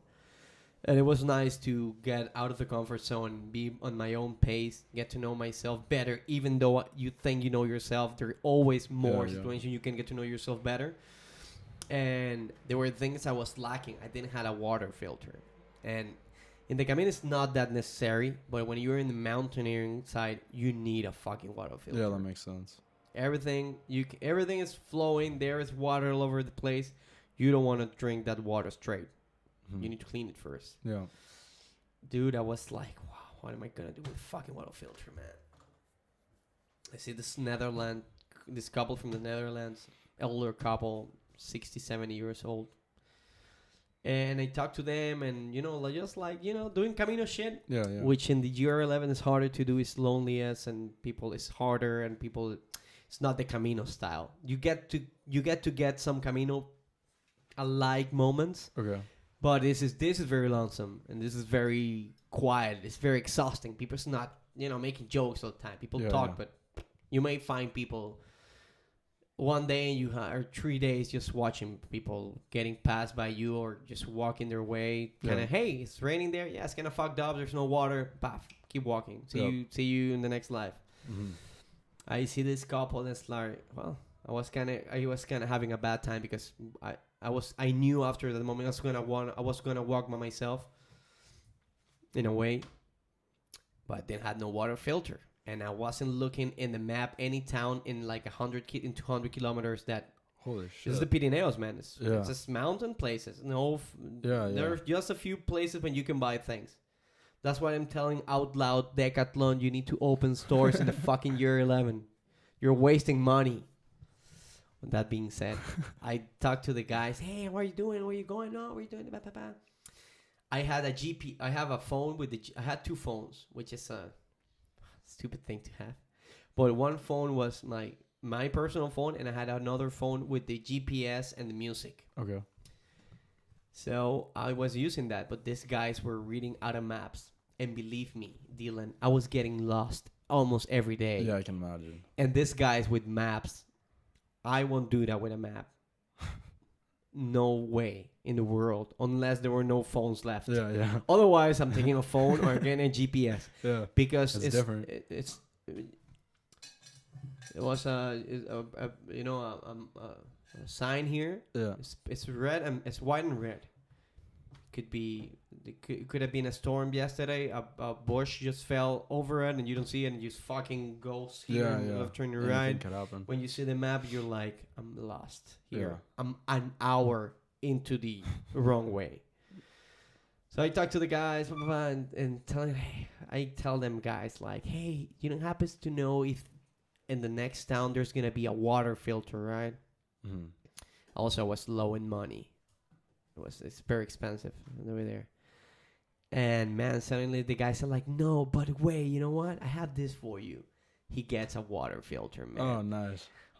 Dude, I just started crying there in front of him. Like, no fucking, it was like, but crying there. Yeah. Like, crying my eyes out. It's like, fuck, thank you, guys.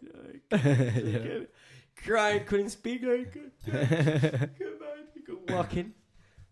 And I said, like, man, this is I don't know, it's a sign of God. Period. I'm not gonna even think about giving another thought. This is God for me, you know. Yeah. Even though my traditions and everything is like, there is nothing more magical than that. Yeah, you couldn't get any more magical than that. Yeah, you doing like this and just appearing in your hand, which is not gonna happen. It's just like, who's looking out for me? Like exactly. Like who's watching over me? Yeah, there's got to be a higher power. So I get to the end spot. My friend comes in. It was like the last night we slept together. You know, in a sense. I mean, in the same. After that, we realized we're doing this shit together, right? Yeah. But there, he's like, "Hey, is everything fine, man? And did I make you feel bad telling you that I wanted to walk? Okay, we just go, why? Because I met these Dutch people, and they said to bring you a handkerchief." I was crying. Hey, man, I couldn't speak. I was like, like, dude, that's so magical. After that, I felt safe in a way. Yeah. I felt safe in a way. You talking brought up one other moment that was really impactful. Was I was walking by a church, and I wasn't even going to go into it for a stamp because most of the churches had stamps. Yeah, you need to stamp the passport. Yeah, you get stamps on the passport, and somehow I end up going in. Like my friends, whoever I was walking with, they're like, "Let's do it." We go in, and they're nuns. And I never, like, this is probably the second time in my life I've ever been around a nun, like, or ever even talked to one. Like, I don't even know. I couldn't even think of it. And in Spanish, though. Yeah, and in Spanish. And so thankfully I can understand enough Spanish to where the interaction was very wholesome. Cool. And so there's one nun at first, and I don't know what in me decided this, but I told my friend to go in front of me. So my friend goes in front of me, goes with this nun, and they tell you something, they bless you. Yeah. And then this other nun comes over, a different one, and she comes to me. And this nun, I don't know if you've had this experience with people before, but she was looking at me in a way of like, she can see through you. Yeah, right? like she saw things that like no one else has seen about me. Yeah. And it was very intimate in a way of like, it's almost a little bit uncomfortable how she's looking at me, in the sense of she's so present with me. Yeah. Like, there was no one else in that room or in the world. It was just her and I in that moment. And she starts telling me things like, so nice, like saying she can feel this energy from me, like this positive energy, that I'm a light in this world, that to never like let this energy go. Yeah. And these such nice things that I really felt seen. And I left that church just like, what the fuck just happened to me? Like, I want to be like that in life. Like, that was how I want to make someone feel like that. I want to be with someone and them think like, wow, it's just him and I in this room right now. And it was a beautiful, beautiful moment that really touched me, of That's why Yeah. there's certain things I learned about the Camino, and which is like an analogy or metaphor for life in a sense. Which is like if you keep moving, things are gonna happen to you. I think we talked this. It was a brief talk from the airport to the house or something. I don't remember. But there is when you move, things happen. Like energies move in a way, and also when you are in the search for whatever is God or spirituality, even though when you do the Camino, I'm pretty positive that if you do the Camino, you're looking for something that you might not know you're looking for. For sure.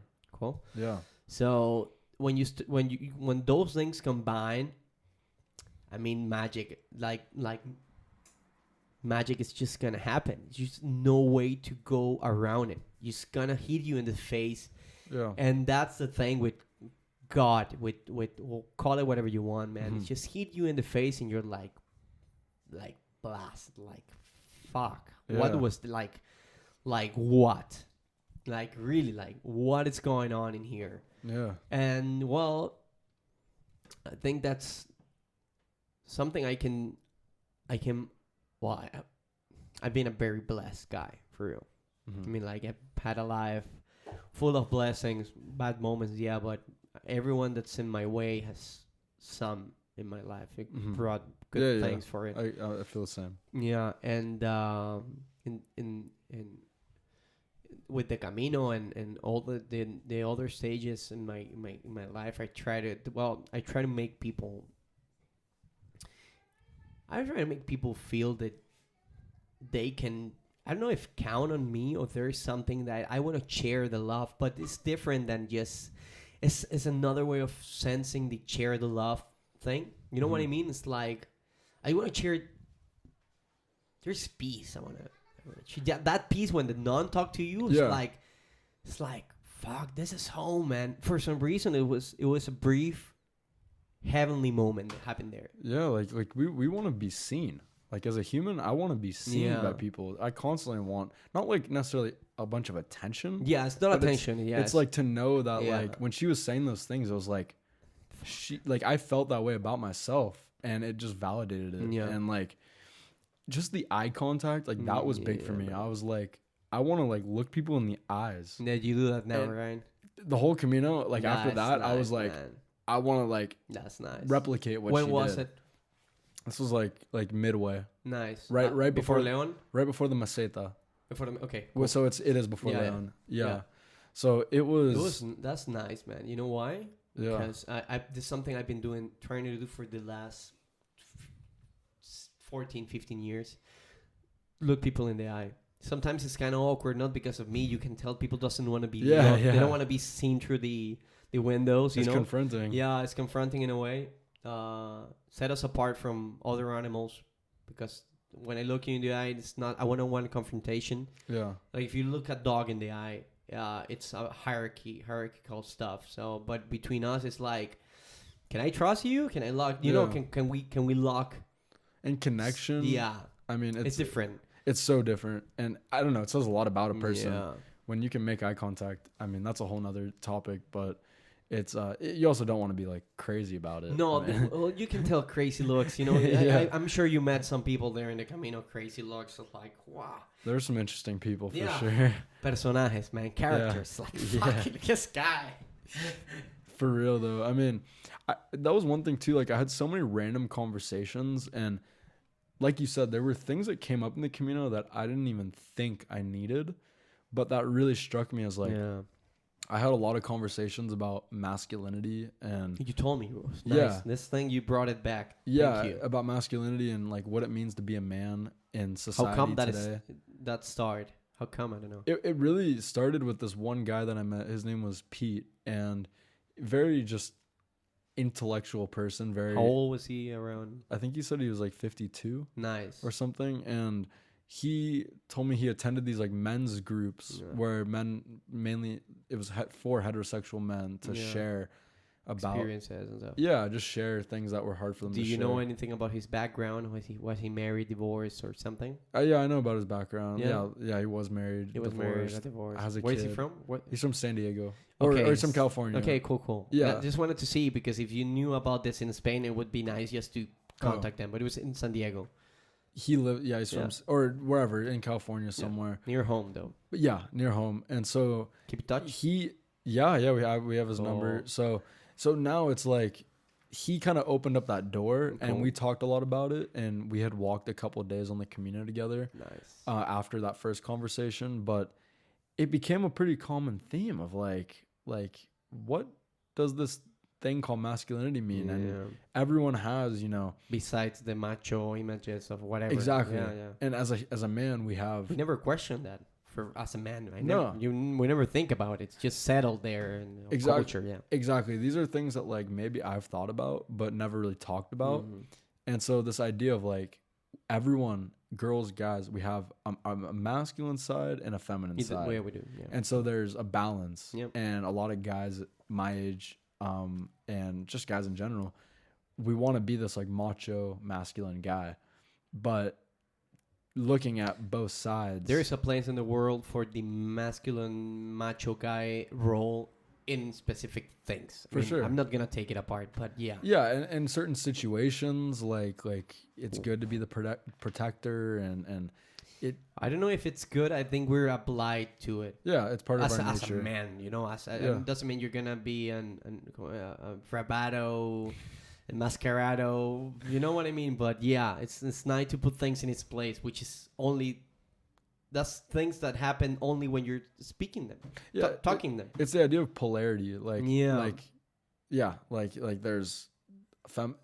it's a different conversation. But for my Camino, it was a very common conversation of like, what does it mean? Who do I want to be as a man in society, and like, what does that mean for me in my relationship with a woman, with friends, with myself, a male relationship? Like, what does it mean for me to be a man? And being 23, it's like I'm still developing. Of course. My frontal lobe, like my brain is still not fully developed. So like, you still have 2 years, so enjoy them.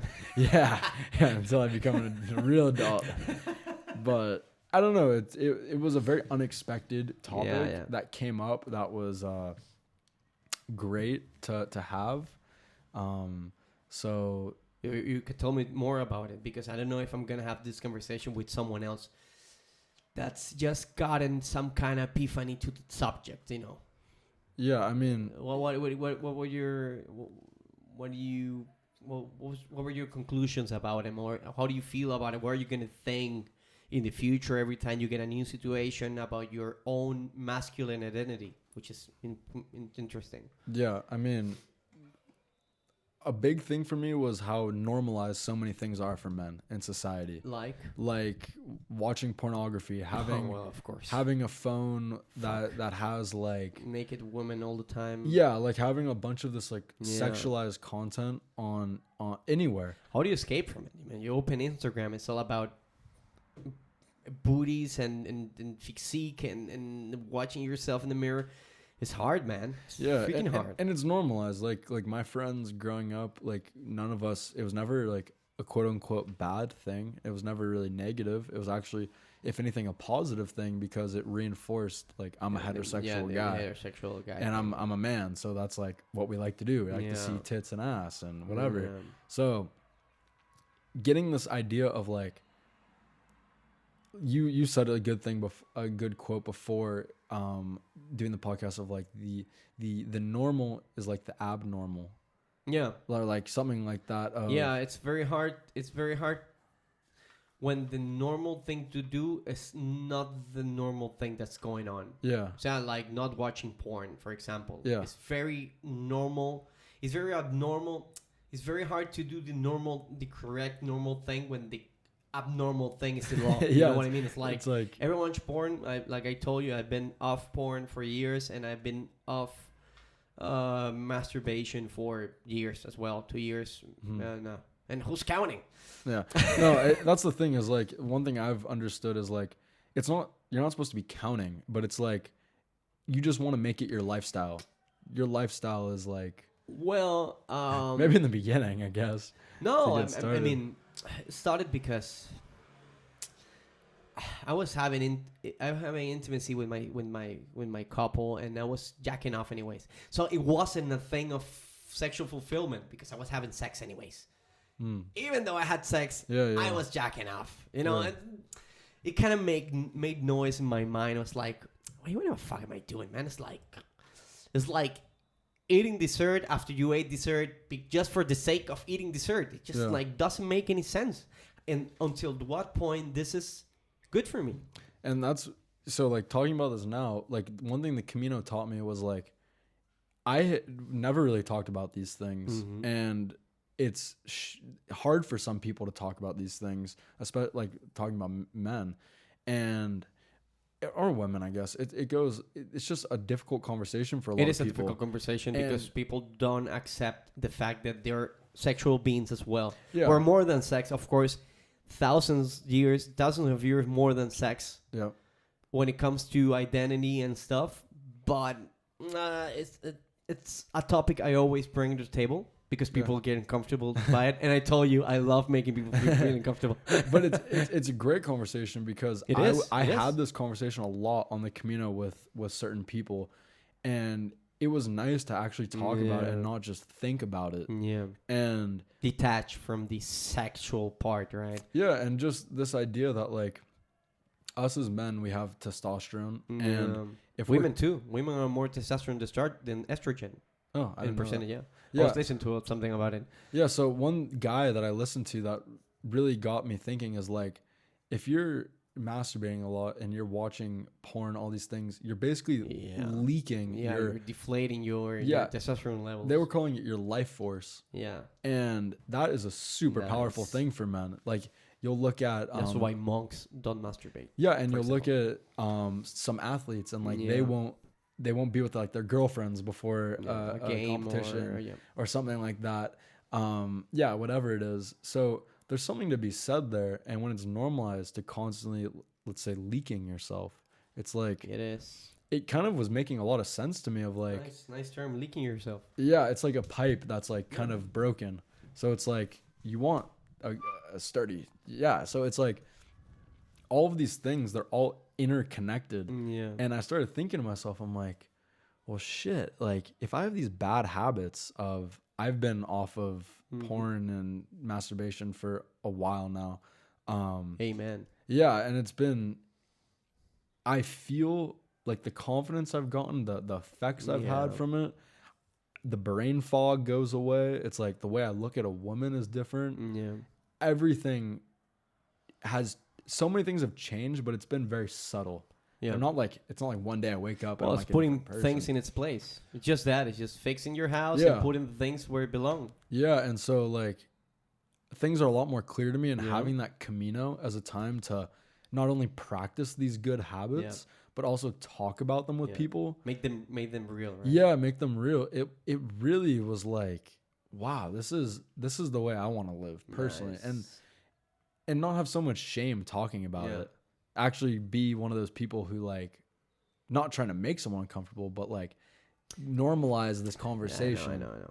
No, I mean, I love making people uncomfortable, but it's that's fine. It's actually a bait I throw for people because we can talk about jacking off, and it can be uncomfortable until you want to talk about it, and then I can tell you my experience about it, and you know, I it's a bait. But if you're not ready to open yourself to the fact that you do that, or that you've done that, or that you are hooked up with it, then you're not ready for the conversation. If you don't take the bait, you're not ready for the conversation. And I don't waste my time trying to talk to you something you're not ready about. I get it's that. Actually, you know, there's something Jordan Peterson says a lot, and I don't want to bring the Jordan Peterson thing because everyone talks about it, but there's something you've been saying that I'm always reinforce every time I speak.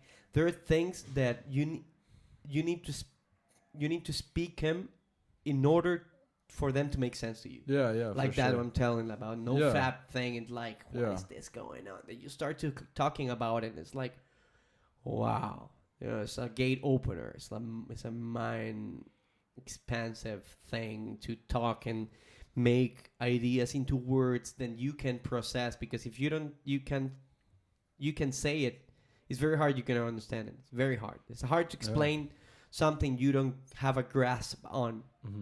And if you don't have a grasp on it, you're not going to put it into words. It's impossible. And it takes a very specific type of person, in the sense of, like, it, like you said, you're a doer. Like, the doer is the person that says, you know, I can understand that this may not be serving me in my life. It's not healthy, but now I need to try it. I need to try it, yeah. And see for myself. Yeah, exactly. And experience it. And that's what's, I think, the hardest part, honestly.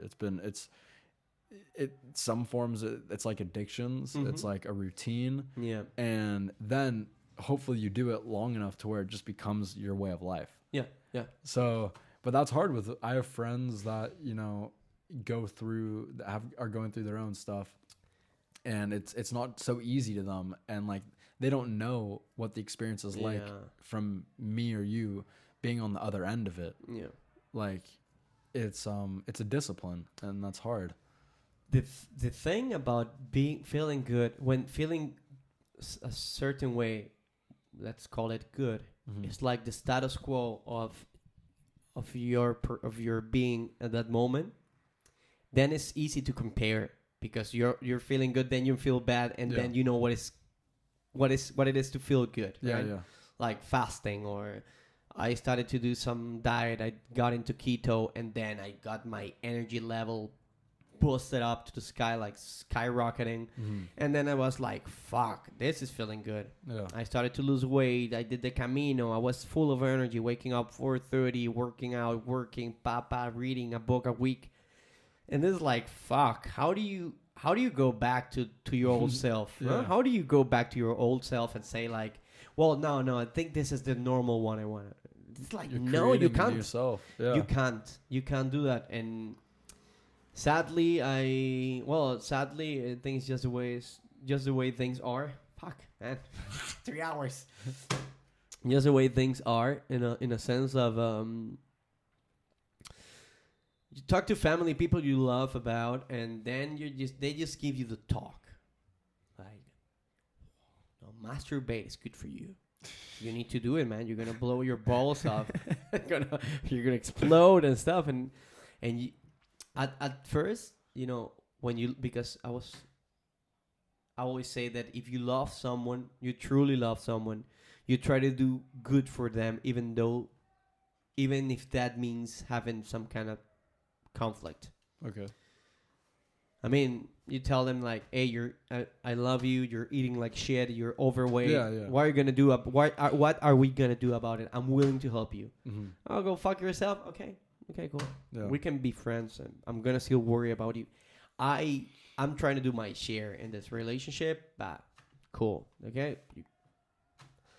And with family, there's like a double weight to it, because it's people you love and they're your family. So we're gonna have to see each other on holidays. Blah, blah, blah. Yeah. So yeah, I just kind of stopped talking about it. I just talk about it. Well, kind of the social circle you're in is gonna start to be homogeneous, you know. Okay. Like if you know fab and you get friends and you do jiu-jitsu, probably you're gonna get a lot from no fab people that don't like jiu-jitsu, and you know you're gonna make friends with them, and you're gonna start to meet people that think alike you do, and it's gonna be easier for you to travel and to share the experience. That's why men's group, I think, is such an important thing to do, man. Yeah, I've been thinking about doing it when I get back. It's cool, man, because this guy is 50 years old, but there's people from 20 years old that haven't gone and are not gonna go what you went through. That's a fucking Camino. What is it? 400 miles. I mean, by the end, if we count the coast, it was definitely more than 500. More than 500 miles. People are not going to do that to have the experience you had. And maybe they will do it, but they won't have the same experience. So they need people like you just to focus on certain things like, you know, man, I have this testimony to share with you. Are you able to listen? Maybe it might change your life. Give it a try, you know. So I think that's the power of traveling, of pilgrimage and speaking to people and speaking several languages and getting to know guys and tell you like, hey, I did this crazy things. I never thought about it. I never thought about masculinity. I don't know what does that mean for me. And this is something too, is what I've realized in my experience are a lot of people just don't give a shit. Yeah, like you talk to people, they just don't even care. It's like, you're gonna find those guys. Yeah, so I mean that's very common with a lot of people my age. Like there's things that I care about that, talking to a friend who's 23, they don't really give a shit about that. Like it's not on their radar. They're not even thinking about that shit. So a lot of times I've connected with older people, like because the things that I like and think about, like older people tend to think about that. There's a friend of my pops, a guy I like a lot, and I've been thinking this way since I'm 20. That's why I kind of sound old sometimes. Not because I want to be old. Yeah. But he told me when I was in my 20s, I was a very conflicted guy with myself. I didn't know what I want. I wasn't studying music. I was studying to be a singer, a composer, but I didn't buy the story. I was just doing it. I was going along with life, And they told me like, Erik, I'm gonna give you an advice. I'm in my 50s, and you know what? I think you should try to figure out what you love and what you like. Try to live out of it. I mean, try to live for it, buy it, with it, make a sustainable life with it, economically speaking, and give it your best shot. Because you don't know what it's like. You don't want to know what it's like to wake up being in your 50s in the middle of the night crying because you didn't even give it a try. Yeah, of course. And that sucks, man. And that's what happens to me sometimes. Like, fucking, that was like a fucking no. That was like a no for me. That was like, no. That's when I became a doer. That's when I said, like, I'm going to give it my best. That's how I feel about traveling. Nice. It's like right now is a great time. I just graduated from school. I don't have a job lined up. You're married, you don't have kids, no, you don't have a couple. The responsibilities are low and my parents are supportive. My dad's supportive of me financially, which is great. So it's like, I don't want to wake up when I'm 50 or 60 and think, why the fuck did I not travel? Like, no. So and maybe you're going to find some more meaning to your life and to your actual self and future self.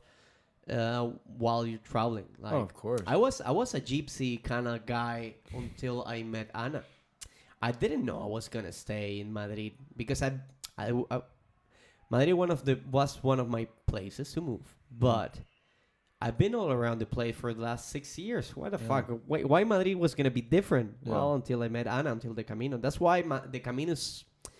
You were telling about your future self. I think the Camino is a game changer. For some reason you don't know about. Well, yes, it's a spiritual play. It's a spiritual thing to do. And after the Camino was like, yeah, you know what? I think I'm gonna stay here. And I think my future might be here in Spain. And as well, it's more than proven. The rest is history. Yeah, rest is history. But that aged well, actually. That did age well. But there are some things that you just go along with life and you have no idea because you're following the lead of someone else and stuff. You need to make your own mistakes. You need to be a fuck up. That's why when I see like kids that are in this like super structured family, I don't know, man. I feel like the pressure that those people have. It's like gonna explode sooner or later. It's like they have their life trajectory already. The path is already built for them. Like this guy, there's not much figuring it out. Yeah, man. You need to fuck it up once in a while. You need to cry. You need to have crisis. You need to break yourself in order to find who you are within your own cracks. For me, that's pretty true. Yeah, it is true. And I think too, like a lot of people, change and uncertainty are very scary things. And I think the Camino was really nice to learn, like, change happens a lot. Things don't go. Certain thing. Change is the only certain thing. Yeah, I mean, nothing was really certain on the Camino. I didn't even know if I'd get a bed certain nights somewhere. So like being able to navigate that and doing so like pretty much on my own was really healthy. But some people never experience that. No. And then it's just terrifying. Like it's so limiting. So how do you get out of that comfort zone, man? I mean, nowadays like you have like around your house like 5 different supermarkets. And in that supermarket you have like 5 different brands of whatever you're looking for. Yep. So there's something about the struggling that just keeps you humane, keeps you like, wow. That's why we were hunter gatherers 2,000 years ago, and now we're here because we just kept moving. Yeah. Man, we forgot who we are, and in a way, we forgot who we are. We are thriving machines. That's what we've done. That's the only thing humankind and the human being has in its favor compared to other animals. We thrive. We fucking go above it. We rise above it. Mm-hmm. We don't have claws. We don't run fast. We don't jump high. We don't fly. We just figure things out. We just go across things, man. You make bridges. That's what we do, man. That's what we do. And the Camino kind of keeps you. Well, there's some other traumatic things you can go in your life, but fortunately, I've been in the good, had a good life. But yeah, that's what we do. And when I see people like you in the Camino, it's like, how was it for you? That's my question. How was it for you? I think all these experiences too, it adds a level of perspective to your life that's very necessary. Like me growing up in an affluent, predominantly white neighborhood, like to have these experiences. I've been to Morocco. I've done the Camino, where I've seen like such a different way of life. I've seen these little pueblos with 20, 30 people living there. And it's like, wow, like where I live, where I grew up is actually such a beautiful place that the perspective is different and the appreciation has grown.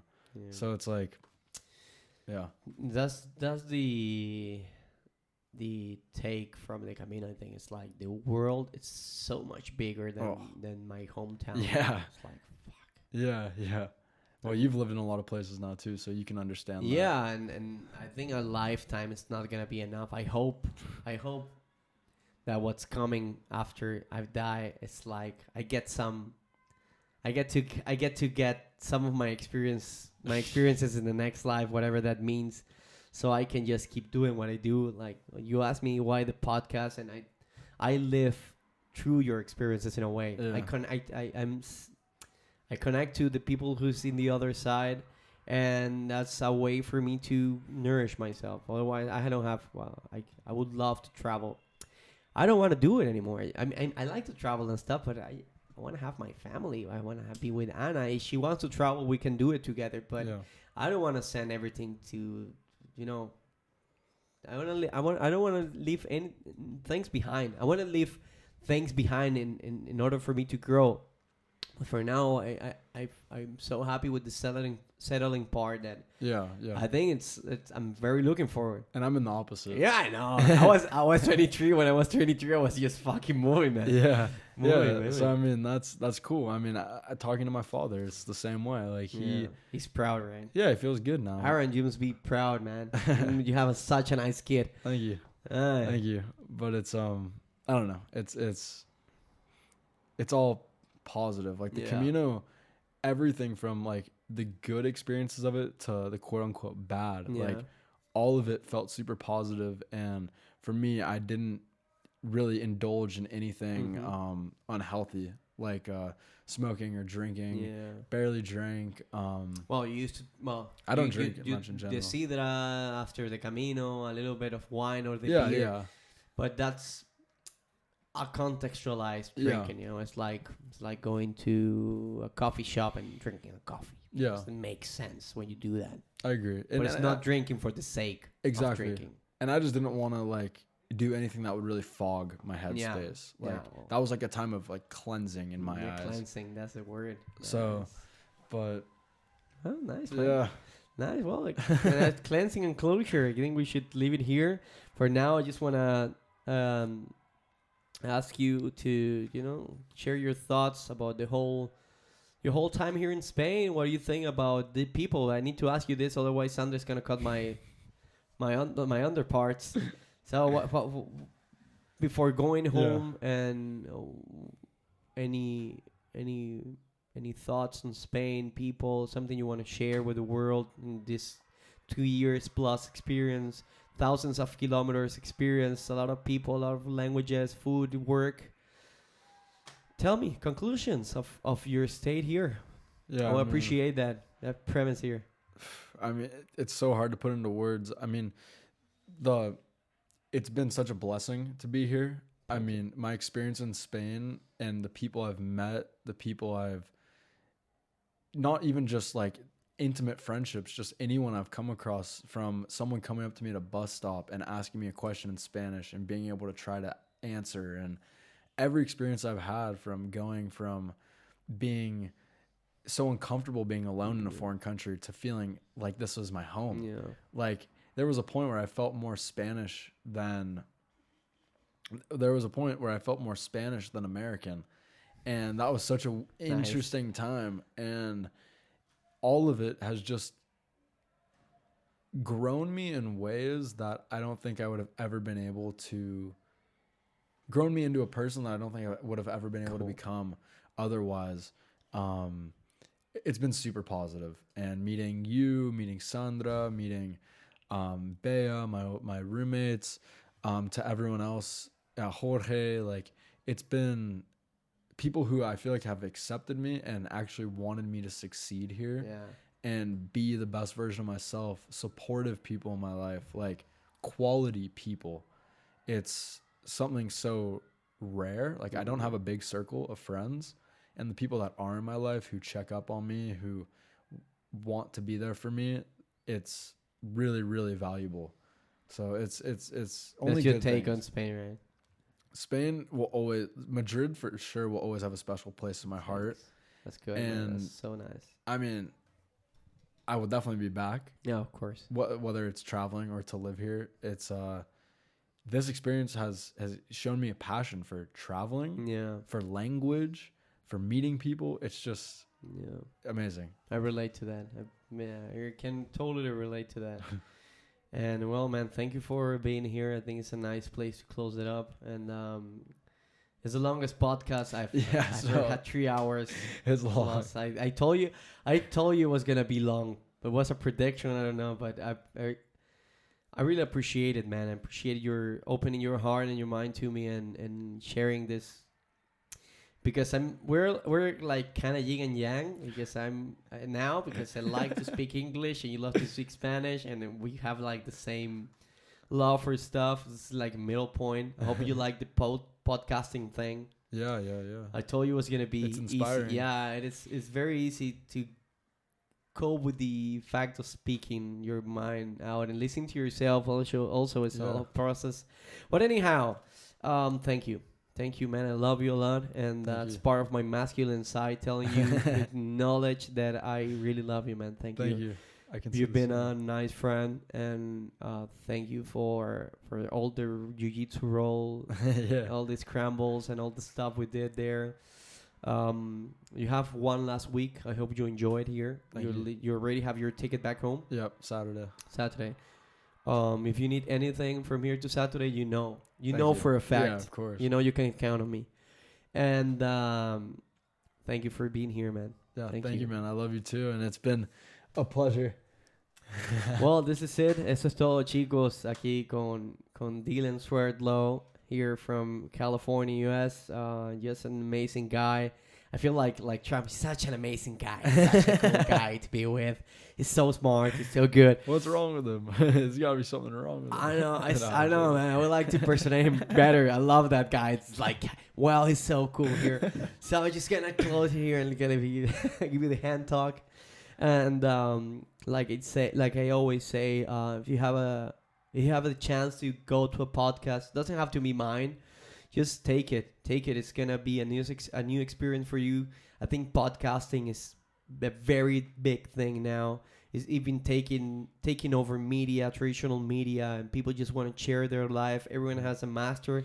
you were talking about your time in Spain.